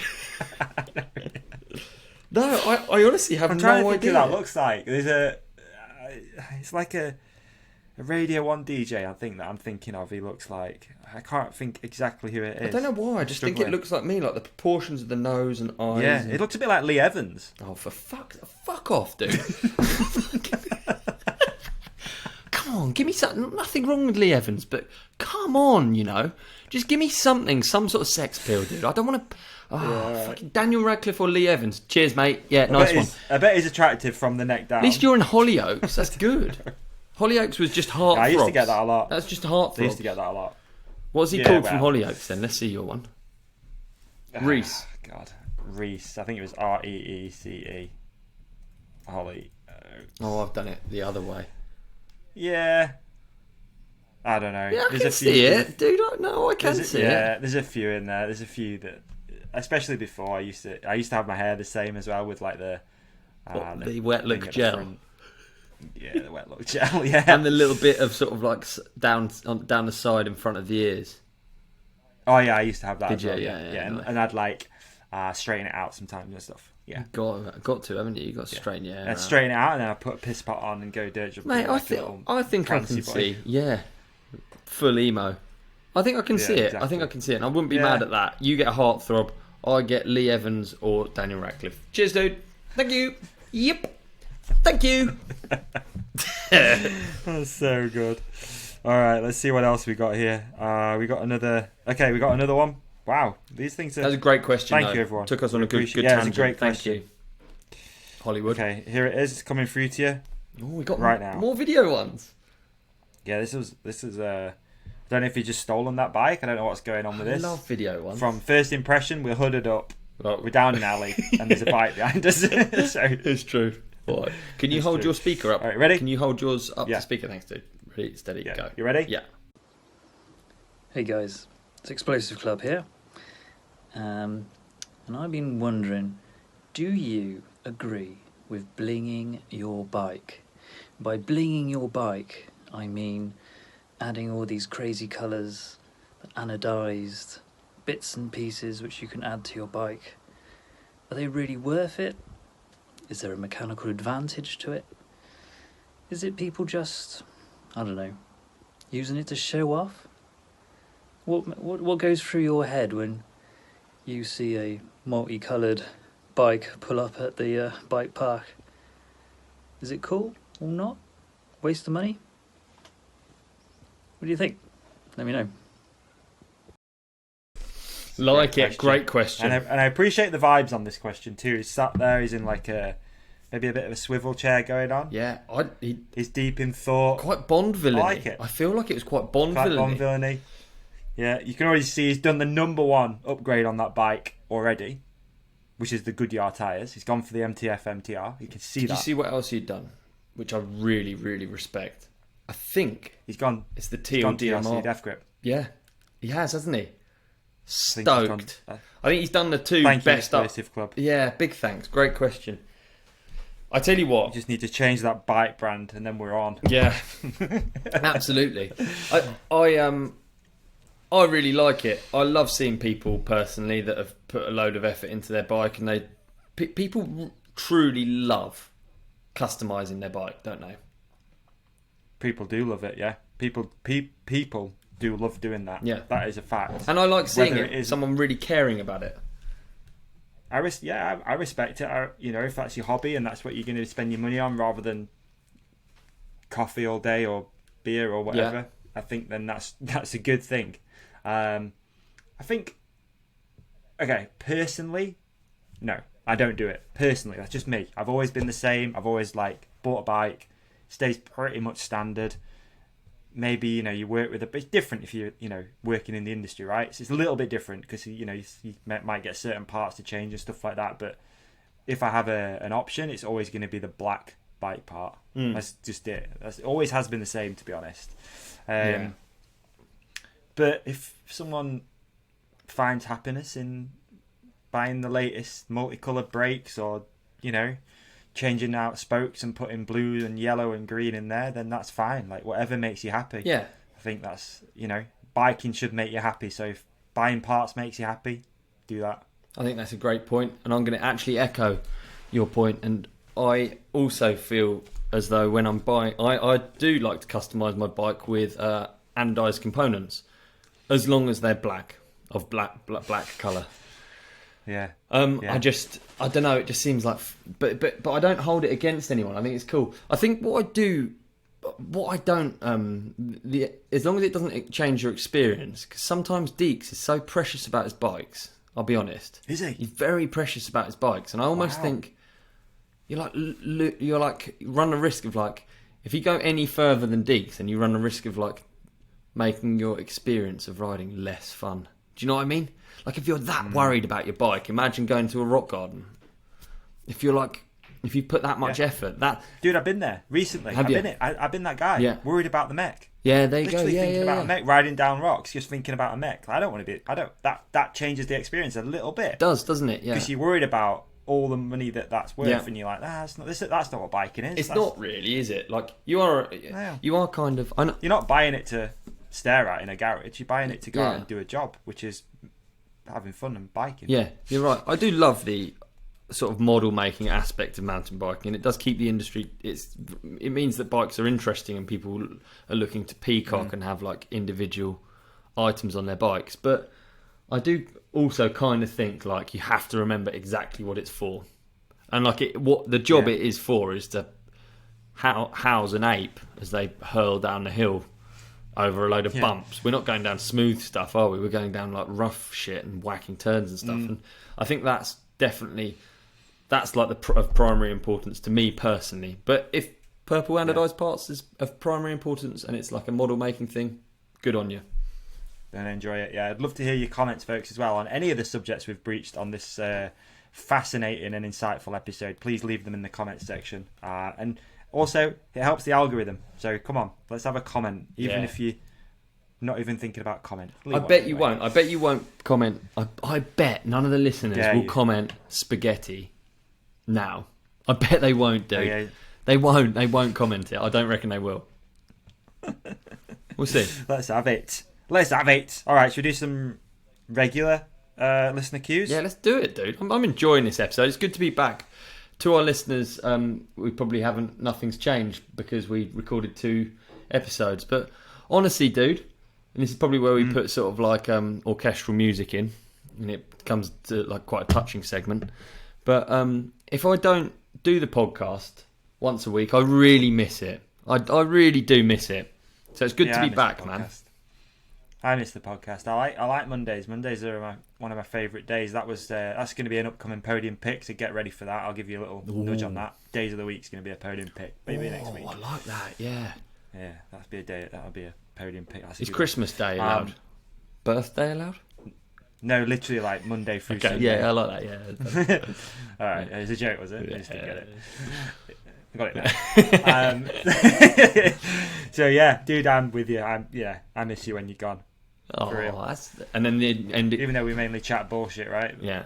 But I just bother you about stuff. But it's nice. The podcast is nice, isn't it? And thanks for joining us, companionship, and making it possible for us to have these weekly therapy sessions with each other where we talk about feels like it sometimes military dolphins and who knows what else. I can't even remember. All right, let's do some regular listener questions. Let's pump through some of these because we're an hour and 30 in already. All right, Rowan Child, what does Ollie think of the electric G-Wagon? I mean, it's still like a concept car-y thing, isn't it? Or is it being released now? I don't know if I've missed the boat. Never heard of it. Okay, so companies have been doing it for a while where they've remade current G-Wagons. It's interesting, isn't gross. it? Electrical conversions. Yeah, it's got a square rear wheel. Oh, it's... I mean, I quite like old stuff, and I'm not sure if it... I mean, it doesn't look very energy efficient, does it, the electric G-Wagon? I mean, I tell you what, a shoebox. This is going to be controversial, but from where I'm sat, electric cars don't seem that eco-friendly. Oh, look at it inside. Okay. How come? Well, I mean, if we have 2 cars per household, you can't, like, there's no way our energy grid will currently... No, true, fair, okay. So that alone is annoying. If there's no procedure when you have an electrical fire, you just have to leave it there and let it burn out. That to me is mad. And also, I don't know how lithium's in short supply. And I don't know how we get rid of old used ones. No, I don't know that either. I think there's a lot of interesting stuff with that. Where it's mined from, what happens to it after. I don't think it's as clean cut as, like you say. It's like, this is just better. Like, is it? There's always a negative somewhere, right? Yeah, there's always got to be. Do you know where Walking's I feel better. like? Do you know like where I feel Walking like is we better, are? that's a fact. Biking's better. Yeah. I feel like we're currently in vehicle terms, we're currently in the mini disc player of fuel types. You hear me? So people got mini disc players, and I remember they were the shit, weren't they? They were so sick. You could put your can't get any better than that. Oh, it doesn't jog. It's the best thing ever. Yeah. And then shortly after, it must have been a month after, then MP3 players came out, and it was like the iPod came out. Why would you ever want a mini disc player? And I kind of feel like we might be in that at the minute. I reckon there might be like hydrogen cell batteries, or there might just be like the next thing, you know? Yeah. Do you think we're in that with biking as well? Biking, I have not a clue. I think bikes are bikes, and e-bikes I really enjoy, but nothing will replace a normal bike, and there's nothing as efficient as a normal bike as well. So I don't know. I see what you're saying with e-bike batteries. Yeah, surely it's just. I mean, that's my. I've had this answer for years now. It seems like that at some point it will just be a simple. You either turn it on or you turn it off, and it feels like exactly the same. Yeah, there's just a battery there that's maybe self-charging. I don't know, but that seems to be where it's going to go, dude. We talked about it really briefly before the podcast, but I've got to tell you, I went on the regular bike. Shout out the Jam this weekend. No e-bike, and just had so much fun. Felt like a little BMX, just throwing it around. Yeah, found some jumps in the woods which I'd never seen before. You just like, boom, just jump there. Is that really fun? Whereas on the e-bike, you'd be a bit like, I have to think about that a little bit. You know, it's a little bit heavy and stuff. But yeah, just shout out for it. First, let me think. First, I'm not very good at distances. First few 100 meters, you feel like you're dragging a sled. You're like, something's wrong. Something's wrong. Yeah. But this isn't. Something's rubbing. Yeah. Something's not connected. I don't know. Something's wrong. But then once you get actually going, you're like, "Fuck, this thing's so fun." So fun. Wicked, dude. Anyway, that's what I think. We talked about it before we started recording, but like, it's so cool that there's things to look forward to about each. That's what I like about it. Yes. And yeah, to anyone who hates on either, it's like there are things that each does better. There's no free lunch and. It's not just one is better than the other. It's really good, isn't it? They each have their own little things. All right. Okay. Explosive Club. We've already had one from this guy, but we're going in again. This is a regular submission. Yeah. Basically, this dude is a number 1 fan. He's a tier 1 podium fan. Thank you. We appreciate you. Manual machines. Do they work? Is it worth making one or learning the old-fashioned way? I have a strong opinion on this, but I'd love to hear yours. I think we're going to have the same opinion here. It's going to be 100% old-fashioned way. You're going to find a slightly downhill hill. You're just going to start at the top, and you're just going to keep riding it and riding it and riding it. And that is literally how I learnt manuals. Yeah. I couldn't manual for shit before. We moved to Australia.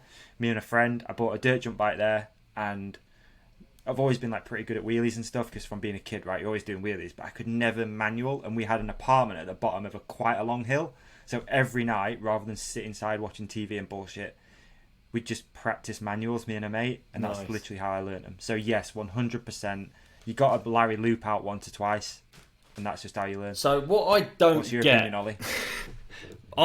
What I don't get about manual machines is what are we're trying to avoid loop outs, right? Is that what they're for? I honestly don't know what they're for. Know.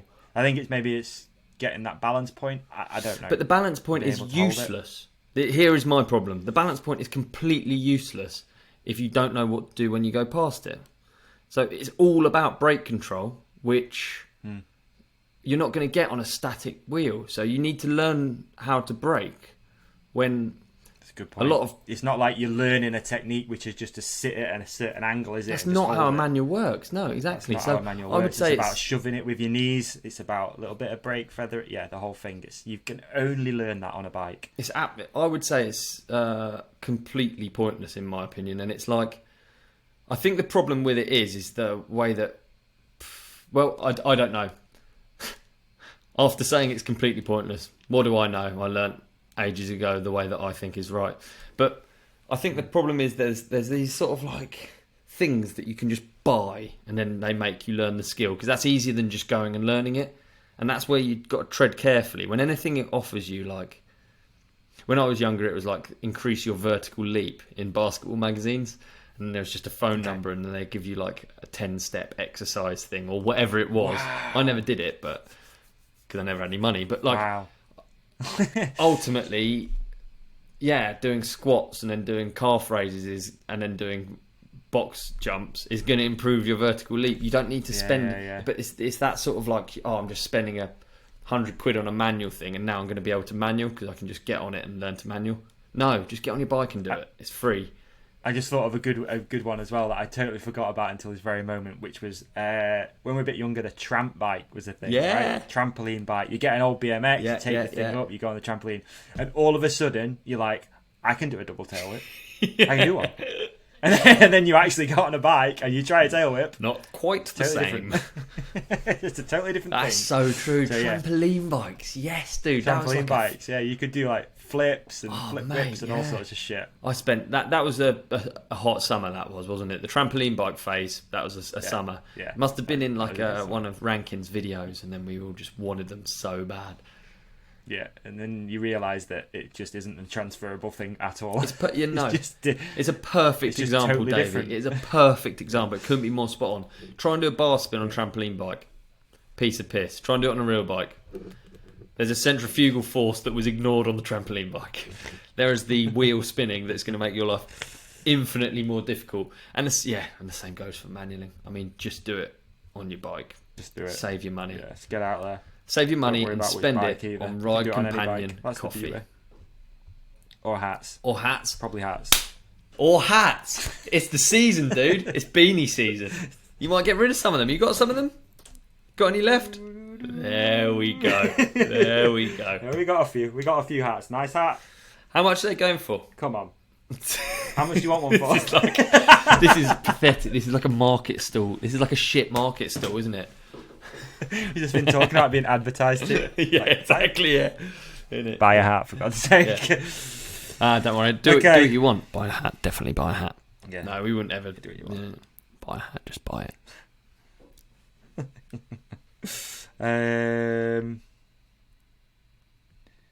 Good question, though. Okay. Fantastic question. Yeah, good question. Ben Cornelius, dope or nope? Cold showers. Do you? Would you? How long for? As always, love you guys' work. Oh, nice one. Want me to Thanks. say Very kind. I'm a big cold shower guy. Yeah. Massive cold shower guy. So yeah, 100%. There is nothing. There's a few things better, but as far as in bathroom activity, there is not much better than getting out of a cold shower. The health benefits, cold shock proteins, anti-inflammatory, basically turns your brain on like you've never known. Yeah, 100%. Watch some Wim Hof videos. Start slow. Don't do what a few people I know did. They were like, how are you doing this in the morning? And starting cold and just trying to get in a cold shower. No, start hot, get yourself nice and clean. And then just, if you need to just do it gradually, do it gradually. But my advice is just crank that sucker to the coldest it'll go. Watch your breath in and out. Try and get a good couple of minutes done. You will 100% feel better after it. Yeah, I'm with you. I like cold showers. The only point that I don't agree with is I like to finish with it a tiny bit warmer, which is so lame. But I do. I have a cold shower. Most showers I have, I will start cold, and then they just end a tiny bit warmer, just so that when I get out, cold. Yeah, I just start cold. Yeah, because you just get in cold. Yeah. Oh, you savage! I like it. Let's fucking go. What? So you go hot, warmed up, down to cold. Yeah. That almost seems more punishing. Is it not? There is a technique. I don't know who coined this technique called the power shower, which is 2-2-2-2. So you go too hot, too cold, too hot, too cold. Interesting. It's called the power shower. I'll tell you what, I don't spend much time in the shower, I'll be honest. That makes me sound dirty. Yeah, that seems a lot. That seems like a long time. And it's the same when people go for poos and they're in there for like an hour. I just can't imagine what they're doing. I don't spend much time in there. I don't really linger on a poo. Do you love a long poo? Do you have a long poo? I mean, don't measure it literally because that would creep me out. If you got your like tailor's cloth measuring tape out and you measured it. The horse measurer. Yeah, I'm pretty bad for it. If I take the phone in, I am. Is that what it is? Yeah, That's it's a time for phone. Not do. You know what I've just got into doing, which is old, but I'll do it. Word search. I take a word search in there. Try and do a word search. But doesn't it smell like shit? You know what I mean? Yeah, but aren't there nicer places to do your word search? Yeah, there are. It's a fair point. I'm gonna check myself. No, well, like do just sitting in your own feces smell. But it's a very normal thing to do. Like I remember my dad's shits were just fucking. They would and he would just sit in there. Like you doing word search, doing whatever. I'm downstairs. Yeah, it's just unbelievable. You're just like, how can you be in there for that long? Yeah, I guess you realise when you get a little bit older though that they get a little bit gnarlier, don't they? Do you not think? Yeah, probably like if you had a kid now, it'd be like. I mean, if I drank beer, it smells like dog poo. Yeah. I can't believe it. Yeah, I'm like that. Yeah. Who's put? I'll sit there on the toilet and I'll think, fucking hell, a dog's had a shit in my toilet, and then I realise it was me 2 seconds ago. In disbelief, I just can't believe it. Honestly, it's just in your body, isn't it? Like it smells like that in there now. Yeah, but I do. I try and make them good job. Quick. It doesn't emanate from you, really. I try and make them quick, and that's how I knew. I remember I used to go and sit in a Portaloo when I worked on building sites.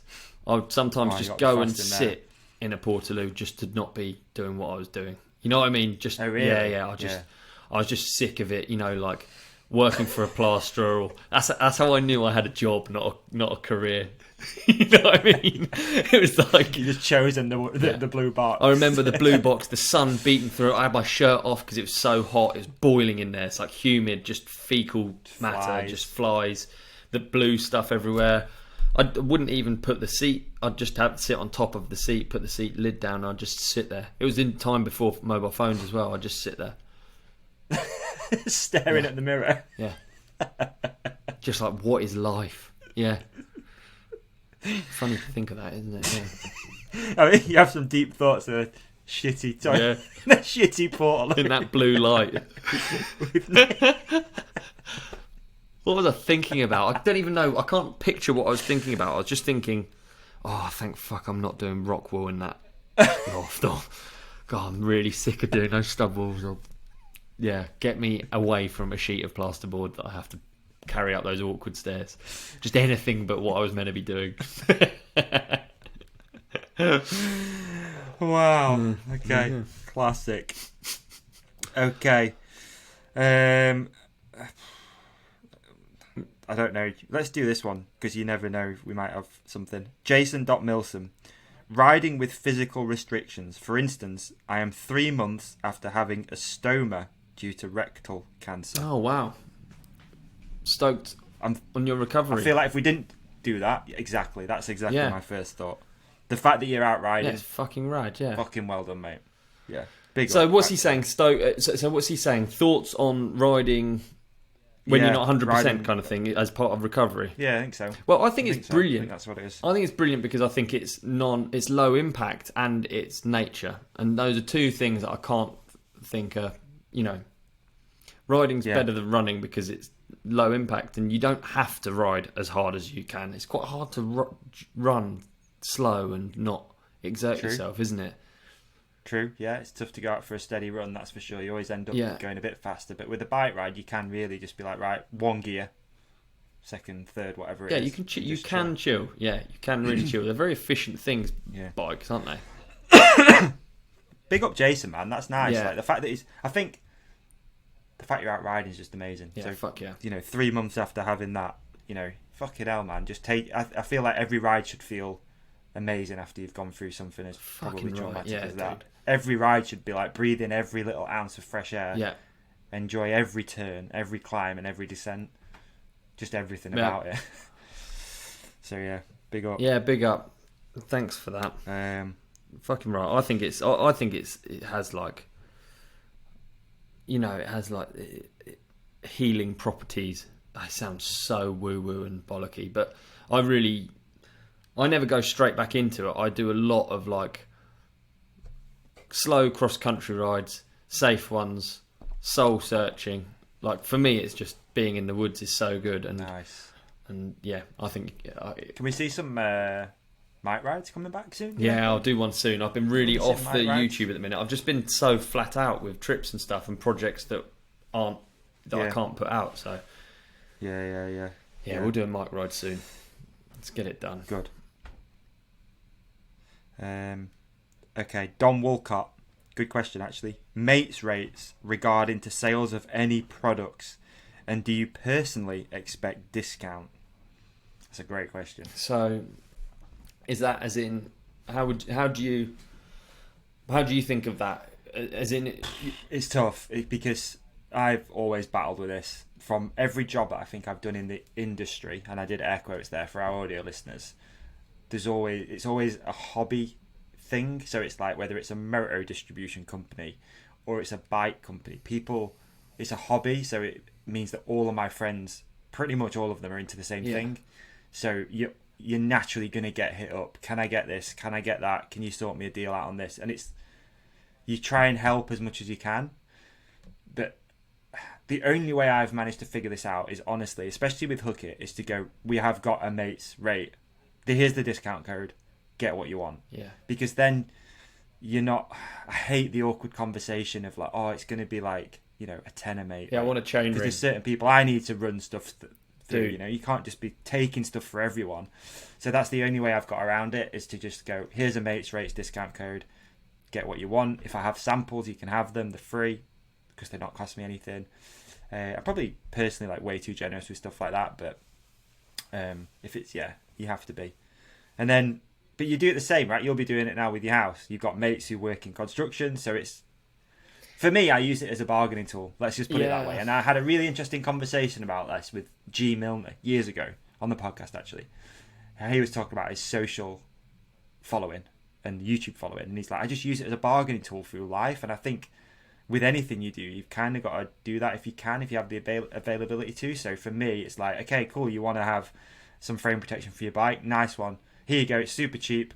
But when I need some, I don't know, stonework doing on the house, then he's the guy that you call. It's just what do you call it? It's a borrowy economy. Yeah, with I hear like you. That.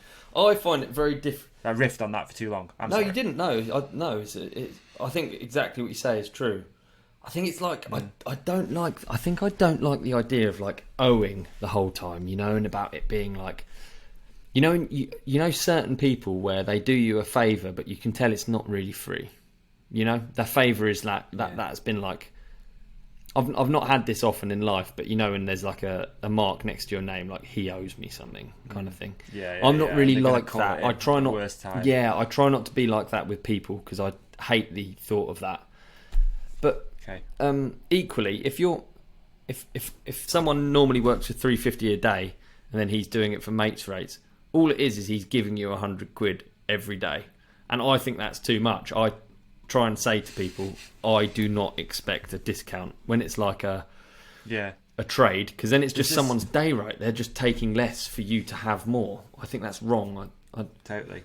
Yeah. There's this, I don't know what I was going to say then, it's gone. There's this like idea as well that if you're trying to use your mates, you want it cheaper.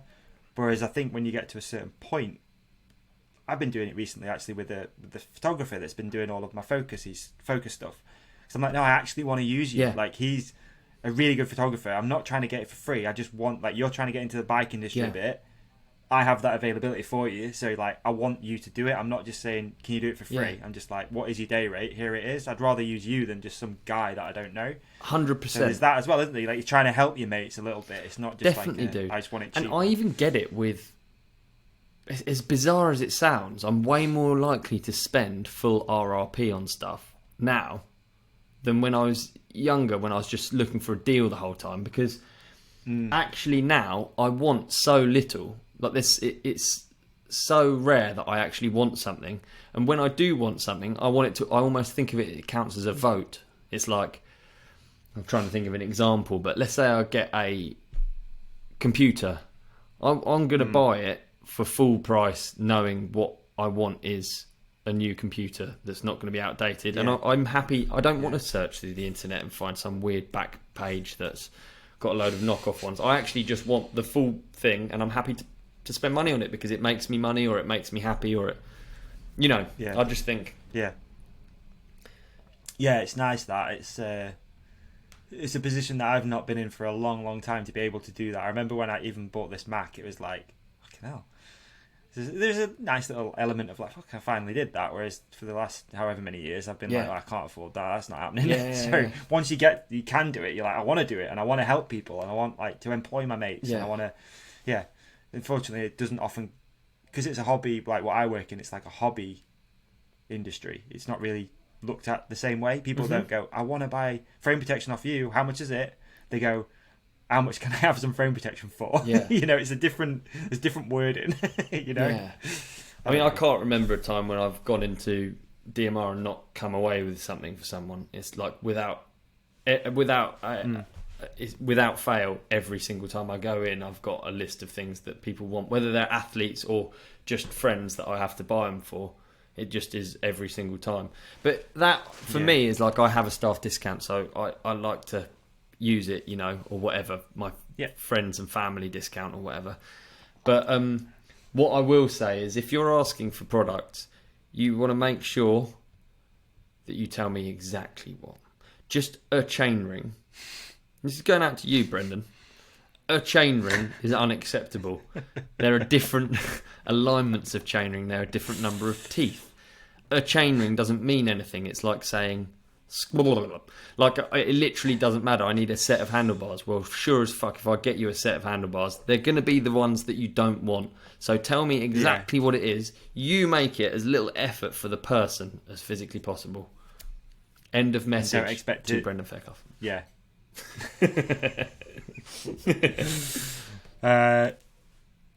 Last one. Just do one more. Yeah, let's do another. I'm enjoying them. All right. Yeah. G Salter. Would you rather put on weight on The Biggest Loser or burn your dish on MasterChef? It's a good question. I don't know where it's come from. I tell you what, but it's good. Burning my it would bring me. This is a very easy one for me. It would bring me great pleasure burning my dish on MasterChef. If anything, I would pay money to burn my dish on MasterChef to see the look of distaste on their fucking stupid faces. I couldn't believe that program. That program made me cry with laughter. Where they talk about asparagus as if it matters, as if it's like a thing that someone should be ashamed of. Get fucked. We all just eat it and shit it out. Shut up. MasterChef is unbelievable. How I know, that's how I know I'm weird. That it's like a program that's really popular, and I can sit there and I can cry with laughter at a grown man talking about how undercooked the tomatoes were. Like, I find it fucking mind blowing. That's how I know I'm weird. So that's my answer. Nice. Yeah, I'll go with you. Not for the deep reason that Ollie's got, but I think being half naked on TV, having put on weight, is way worse than burning something on the TV. Yeah. So I'm going to opt to stay clothes on, burnt dish, and just don't give a fuck. So what? The fact I'm on MasterChef already means you're probably a pretty good cook, so who cares? It's where they eat it and they like smush it around in their mouths. They masticate on television and they smush it around, and then you see them looking up as if they need to search for what it tastes like. Yeah, you look at God. That's what you do when you eat asparagus, dude. You eat some asparagus, you look at the heavens, and you pray for the amazing taste that you're about to receive. Great question, Dom. Here's a knock on one. Given the opportunity, Dom Walcott. Anyway, it was Dom Walcott, wasn't it? Different guy. No, shit, it was G Salter. G Salter, sorry, G. Great question, G. Great question, G. So, if you were given the opportunity to take a pill and you never have to eat again, would you do it? Ooh. You can eat. No. It's not that you don't. It's not that you can't eat, but it's that you can choose. You never have to experience hunger. You can just like be optimal nutrition the whole time, and then you can eat on top of it. So then eating would be solely for pleasure. It'd just be like, oh, I'm going to have an ice cream because I love the taste of ice cream. But you don't need to for hunger. Question. Such a good question. I'm going to go no. Yeah. I'm going to go no for the reason of...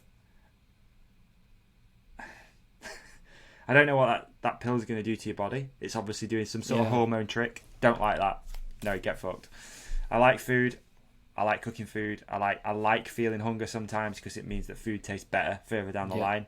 There's nothing better, dude, than being hungry and making food and your mouth's drooling a little bit and you're waiting for that thing to be cooked and you're like, I'm gonna throw this in my gullet after. What about you? Would you take it? Or I'm going to change it. Yeah, 100%. If I'm going to change it now. You take two, right? I'm going to change it now to you're in the woods and there's a mushroom you can eat that's completely, it's completely natural. You just eat this mushroom and then you never have to eat again.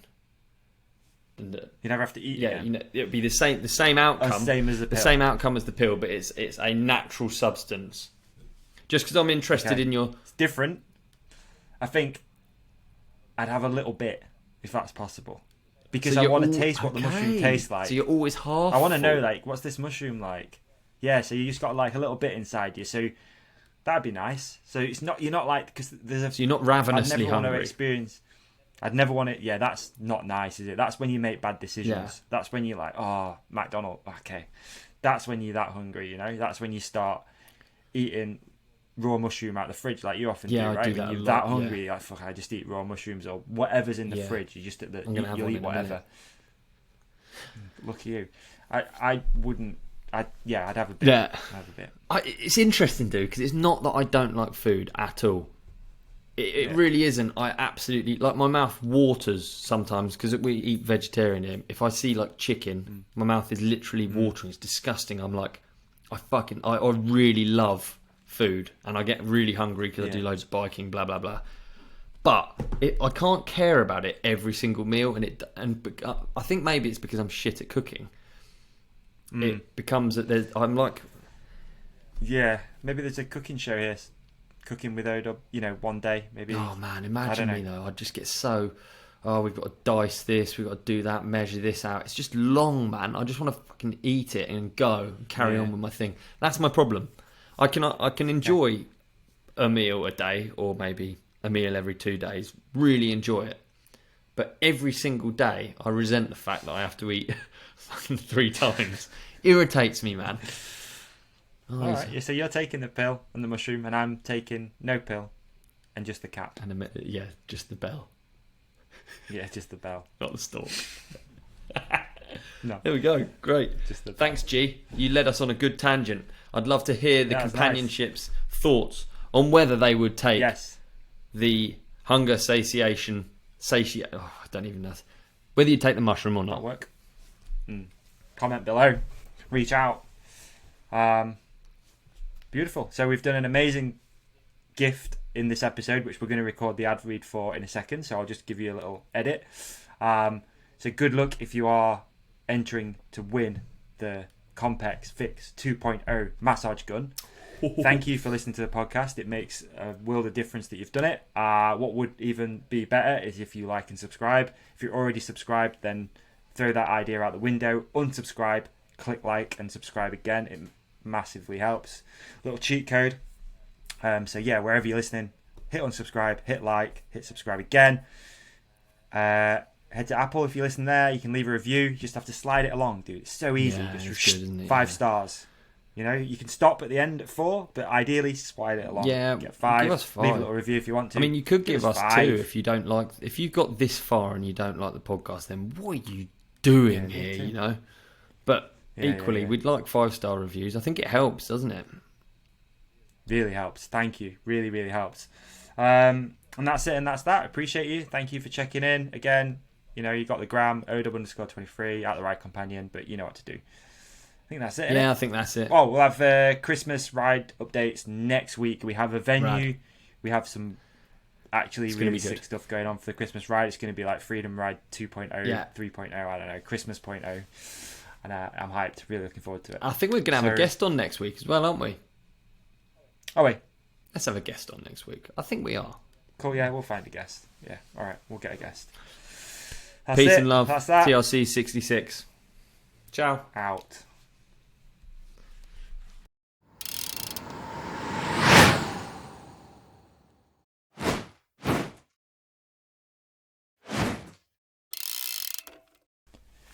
So here we are at the end of the podcast, and we would love to keep in touch with you. So don't forget, follow The Ride Companion on Instagram. It's at The Ride Companion. If you just want to follow Olly, it's at OW_23. And of course, here are some clips that we think you might like. And up there, you can subscribe to the channel. We'd appreciate it. We appreciate you.